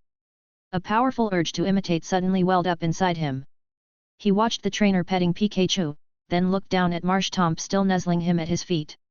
That hand of his, originally meant to unleash devastating psychic energy and born for destruction, lifted stiffly and slowly toward the smooth, firm top of Marshtomp's head. His movement even carried a trace of obvious hesitation and careful caution. Just as that hand was about to make contact with Marshtomp's blue skin. Crash! The Pokémon Center's automatic doors were violently kicked open with a piercing sound, instantly shattering the warm, peaceful atmosphere inside the hall. Chapter 149, Special Mission Hidden Objective. The person who pushed open the door made Mewtwo freeze in surprise. It was two figures wearing black uniforms with the distinctive R logo, their faces cold and stern. This outfit was exactly the same as the group in his memory, those people who stood before him, watching with either fanatical or icy gazes. They strode in, their eyes like precision scanning machines, instantly locking onto Mutuo standing before the counter. It looked like these people were targeting the game character he controlled, but to Mutuo's perception, those gazes seemed to pierce through the virtual world and stab directly at him in reality. It's time for maintenance on test subject 102. One of them spoke in a flat, emotionless voice, as if stating a predetermined fact with no room for negotiation. Come back with us. Mutuo's consciousness was violently ripped from that state of understanding. The virtual world's image instantly became blurry and distant. His primary perception was forcibly dragged back to reality, that cold, hard cultivation tank filled with nutrient fluid and monitoring probe signals. He still maintained that motion of trying to pet Marsh Tomp, but in reality, his arm was bound by complex tubing, unable to move an inch. All his dispersed consciousness instantly returned to his body. He resumed his identity as a test subject bound by countless wires, eyes tightly shut in the cold nutrient fluid. The tank's hatch was opened. Through his psychic senses, Mutuo could clearly see a stern, imposing face appear before him. This face was one Mutuo was seeing for the first time. Team Rocket's leader Giovanni had appeared here. Giovanni didn't look at the data on the screen but fixed his gaze firmly on Mutuo, observing the cultivated body in the tank as if examining his most outstanding weapon. Deep in his eyes, hints of fanaticism and excitement showed, though he suppressed them well, almost imperceptibly. A researcher in a white lab coat beside him quickly knelt halfway down, lowering his head to report, "Giovanni, sir, the test subject's mental wave frequency has shown several abnormal peaks recently, but overall stability is maintained. Power output parameters continue to steadily increase, far exceeding expectations. Overall condition is excellent." "Good." Giovanni's voice was low and satisfied.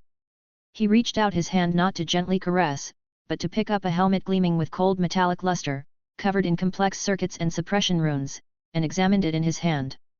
"It's time to proceed with the next phase of stress testing. Let me see just where this thing's limits truly lie." "Yes, sir." The researcher took the helmet from his hand and placed it on a nearby machine. Immediately, a mechanical arm reached deep into the cultivation tank and firmly fastened it onto Mutuo's head, a perfect fit with no chance of escape. The cold sensation and the pain of internal probes piercing his skin instantly shattered the warm images of the Pokémon Center that had just lingered in Mutuo's mind. 3 notifications appeared before his eyes, then vanished. Warning: external connection under severe interference. Forced instruction reception interrupt. Invitation card connection terminated. Meanwhile, on the other side, Kairos felt his vision suddenly go black. The happiness-filled Pokémon Center he'd just seen through Mutuo's perspective, the newly evolved and energetic Marsh Tomp, the well-meaning Beedrill, and Mutuo about to reach out and pet his Pokémon, everything came to an abrupt halt. Finally, through the invitation card's connection, he seemed to vaguely sense that in some distant laboratory, all that remained was the humming of running equipment and suddenly illuminated, ominous lights that seemed to signal the start of a new round of testing. Kairos sighed and sat up straight in his chair, his expression somewhat complicated. Although the invitation card's game link had been severed, he could still see Mutuo's emotional state on the system panel before him. The screen was now dominated by negative emotions like pain and anguish. Clearly, Team Rocket was instilling new thoughts in Mutuo, imposing further restrictions on him, or conducting dangerous tests. Kairos couldn't help but feel some regret. If only Team Rocket hadn't chosen this exact moment to experiment on Mutuo, interrupting that hard-won seed of self-awakening. If he could have had just a little more time, Mutuo should have been able to grasp some crucial truths. Just as he was pondering this, a dialogue box suddenly appeared before him, different from the system's usual style, archaic and severe, with edges flickering dark red light, like blood stains. Ding! Key story node detected and triggered. Host has triggered SS rank special mission Mutuo strikes back. Mission description: Team Rocket has clamped cold shackles onto Mutuo. The fate of this strongest artificial Pokémon in history will be written and decided by you. Mission objectives: 1. Free Mutuo completely from Team Rocket's control. 2. Prevent the Mutuo strikes back incident from occurring. 3. This mission has hidden additional conditions related to the character himself. Please explore on your own, host. Mission reward: this mission's reward will be calculated based on the host's final completion rate. The higher the host's completion rate, the more generous the mission reward will be, with no upper limit. Current mission time remaining, 38 days 23 hours 59 minutes 30 seconds. Seeing the mission notification that suddenly appeared before him and the continuously counting down timer, Kairos couldn't help but freeze slightly. A special mission? This seemed to be the first time he'd triggered one of this nature. Not only did the mission objectives contain hidden content, even the mission reward was determined by his final completion rate. His gaze fell on this mission's objectives. Setting aside that hidden additional condition for now, the first two items didn't look very easy to complete either. First was freeing Mutuo from Team Rocket's control. Although he'd now connected to Mutuo through the invitation card, the other party was still under Team Rocket's firm control, and he had far too little information. At the very least, he'd need to figure out where Mutuo was before there'd be any possibility of rescuing him. And besides that, completely guiding and steering Mutuo onto the right path, preventing the strikes back incident from happening, was another difficult point. However, judging from Mutuo's performance in the game just now, Kairos felt this might actually be easier. He could only say it was fortunate he'd arrived early. If Mutuo had already been completely brainwashed by Team Rocket, and he'd only then started helping him understand everything, that would have been a bit difficult. Well, if he had to make a comparison, it'd probably be slightly harder than beating the Emerald version he was currently making with a level 1 Magikarp as a starter Pokémon. Chapter 150 Kairos's Judgment, Cynthia's Pursuit. With that thought, Kairos couldn't help but sigh and shake his head slightly. Right now, aside from waiting for Team Rocket's experiments and research on Mutuo to end, there wasn't much else he could do.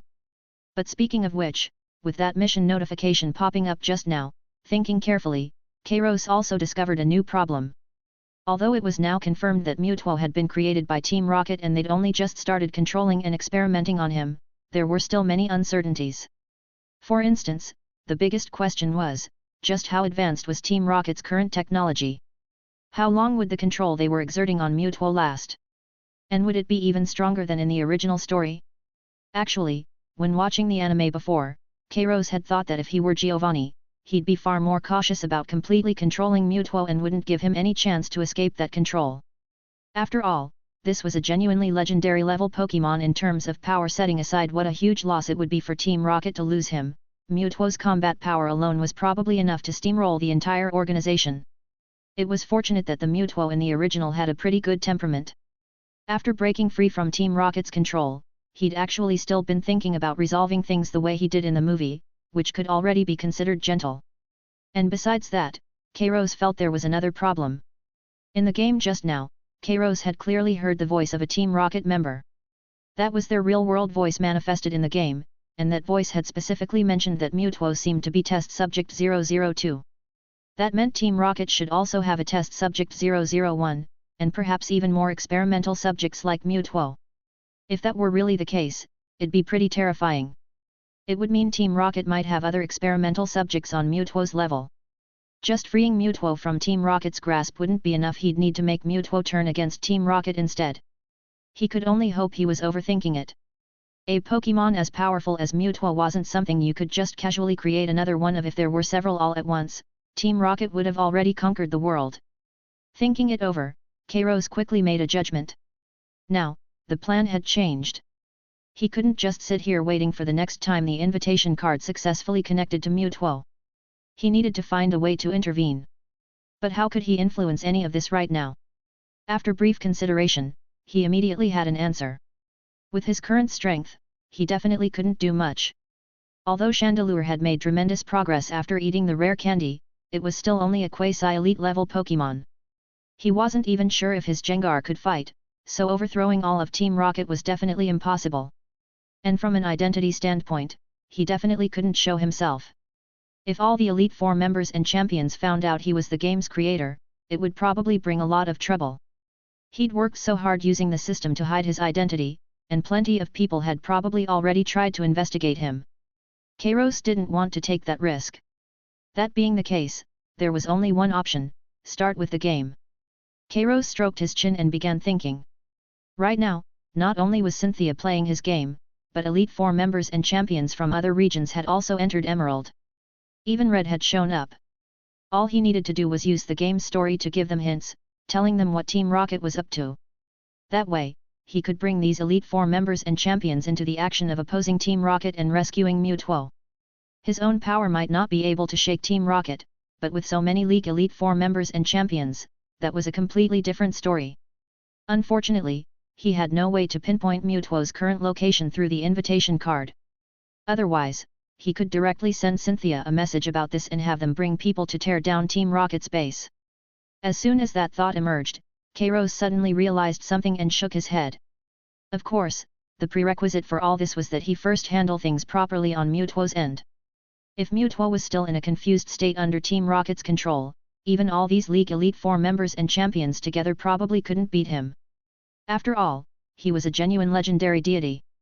And in this world, even top trainers like Red and Cynthia were only at the proper champion level from the original series. There was simply no way to compare them with legendary Pokémon. Otherwise, Cynthia wouldn't have been so shocked that it broke through her emotional threshold when she first saw Regirock. With that in mind, Kairos sat back down at his computer desk and opened the game's backend interface.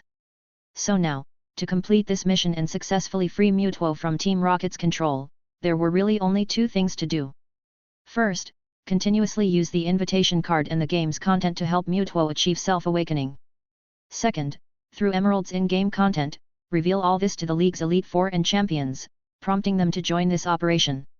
However, the latter couldn't be done too obviously, it needed to be subtle. After all, Team Rocket members might also get access to information about Ultimate Emerald. When he'd watched the news before, he'd noticed that a secret experimental base Team Rocket had set up in a large game corner in the Kanto region had suddenly been raided and completely destroyed overnight by the League. At that time, Lance's game progress had just reached Lavender Town. Clearly, he'd discovered the problem in Lavender Town's game corner and deduced that such a possibility existed in the real world, reporting this information to the League, which led to what happened afterward. And judging from the news coverage, Team Rocket's response had been quite swift. They hadn't left behind any experimental data. Since Mewtwo had already been created, Kairos figured that data must have been related to Mewtwo's creation. The League still hadn't figured out Team Rocket's operations, but Team Rocket would definitely be on guard because of this incident. Combined with Emerald's current popularity, he believed they'd soon trace the source of Lance's information. And if at this moment he directly added story content related to Mewtwo and Team Rocket in Emerald to give the League hints, Team Rocket would probably freak out immediately. To ensure the safety of this strongest weapon in their hands, Giovanni would definitely control Mewtwo even more firmly and stably, and he'd lose the opportunity to use the invitation card to help Mewtwo achieve self-awakening. So that's where the difficulty lay. He needed to give hints to the League people while being subtle enough that Team Rocket wouldn't notice Mewtwo's existence had been exposed. How could he pull that off? Recalling the story content from the original Ultimate Emerald, Kairos suddenly had a bold idea. He directly entered the backend interface and began rapidly creating a story segment. Meanwhile, in the Sinnoh region. After seeing Caitlin off, Cynthia immediately sat back down at her computer desk without hesitation and reopened Pokémon Emerald. She now knew what this game meant to her. Not only could she obtain items that boosted her strength through this game, but she could also find everything she wanted to understand within the game's story content. The image of that green dragon flashed through her mind again. She took a deep breath, and the screen before her suddenly lit up. This time, her playthrough was different from before. She didn't start a live stream but logged in directly in invisible mode. First, she checked the game's progress leaderboard. First place was still that mysterious player named Passerby who'd suddenly appeared. His game progress had already cleared the Flying-type gym, but there didn't seem to be any new progress since then. Second place was Iono. She seemed to be currently challenging the Flying-type gym and had been at it for a while now. Third place was herself. 2 days had caused her to fall from the top spot. At this moment, doubt couldn't help but rise in Cynthia's heart. Where exactly did this top-tier player who'd suddenly popped up in just 2 days come from? This game's difficulty was so insane that even if she herself played continuously for 2 days and nights, she probably couldn't reach the level of clearing the Flying-type gym. Although the other party's game progress definitely borrowed some clearing experience from other players, being able to break through even the Flying-type gym in such a short time was enough to prove this person possessed extremely strong abilities themselves. So who exactly was this person? Red? Green? Or Steven? Names of the strongest trainers she knew flashed through Cynthia's mind one after another, but none of them felt quite right.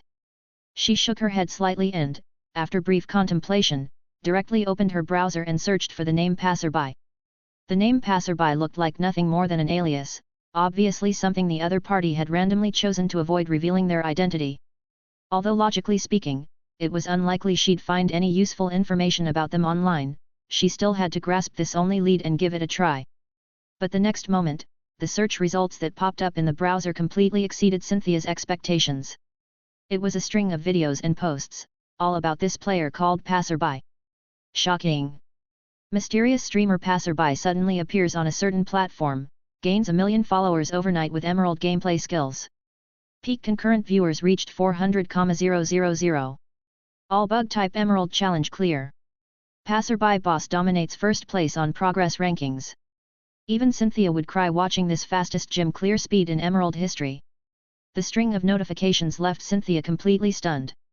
The other party was actually a streamer, which meant their gameplay process was completely public. Her eyes suddenly lit up, and without hesitation, she clicked on the last search result.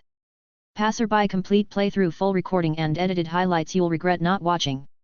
As Cynthia opened that website, a video with a streaming room background instantly appeared before her. She heard a gentle yet calm male voice coming from the stream, welcoming new viewers to the broadcast room. "Welcome, everyone, to my stream. Now, the all bug type clear challenge begins." Hearing this, Cynthia couldn't help but freeze slightly.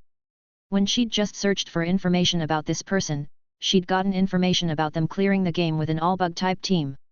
At the time, she'd thought it was just misinformation spreading online. Although she, as champion, had no prejudice whatsoever against bug-type Pokémon and even knew several powerful trainers who specialized in bug types. It was undeniable that bug-type Pokémon's upper limits were indeed somewhat lacking compared to other types. If they wanted to become stronger, they needed to put in who knows how many times more effort than Pokémon of other types. This point had already been proven by those bug-type Elite Four members. Their training often required spending more energy, and making their Pokémon stronger also required more resources. And in this Emerald game, since the realism was so high, it probably replicated this aspect as well. Could this passerby actually clear this game's difficulty with an all-bug type Pokémon team? Honestly, if it were before, Cynthia definitely wouldn't have believed it. But now it seemed the other party really could pull it off. And wasn't this clearing speed a bit too exaggerated? How exactly did they do it? Cynthia's mind grew increasingly curious. But speaking of which, there was one more thing. Recalling the voice she'd just heard, Cynthia's brow furrowed slightly. Because she discovered that this was completely different from the voices of those powerful trainers in her memory.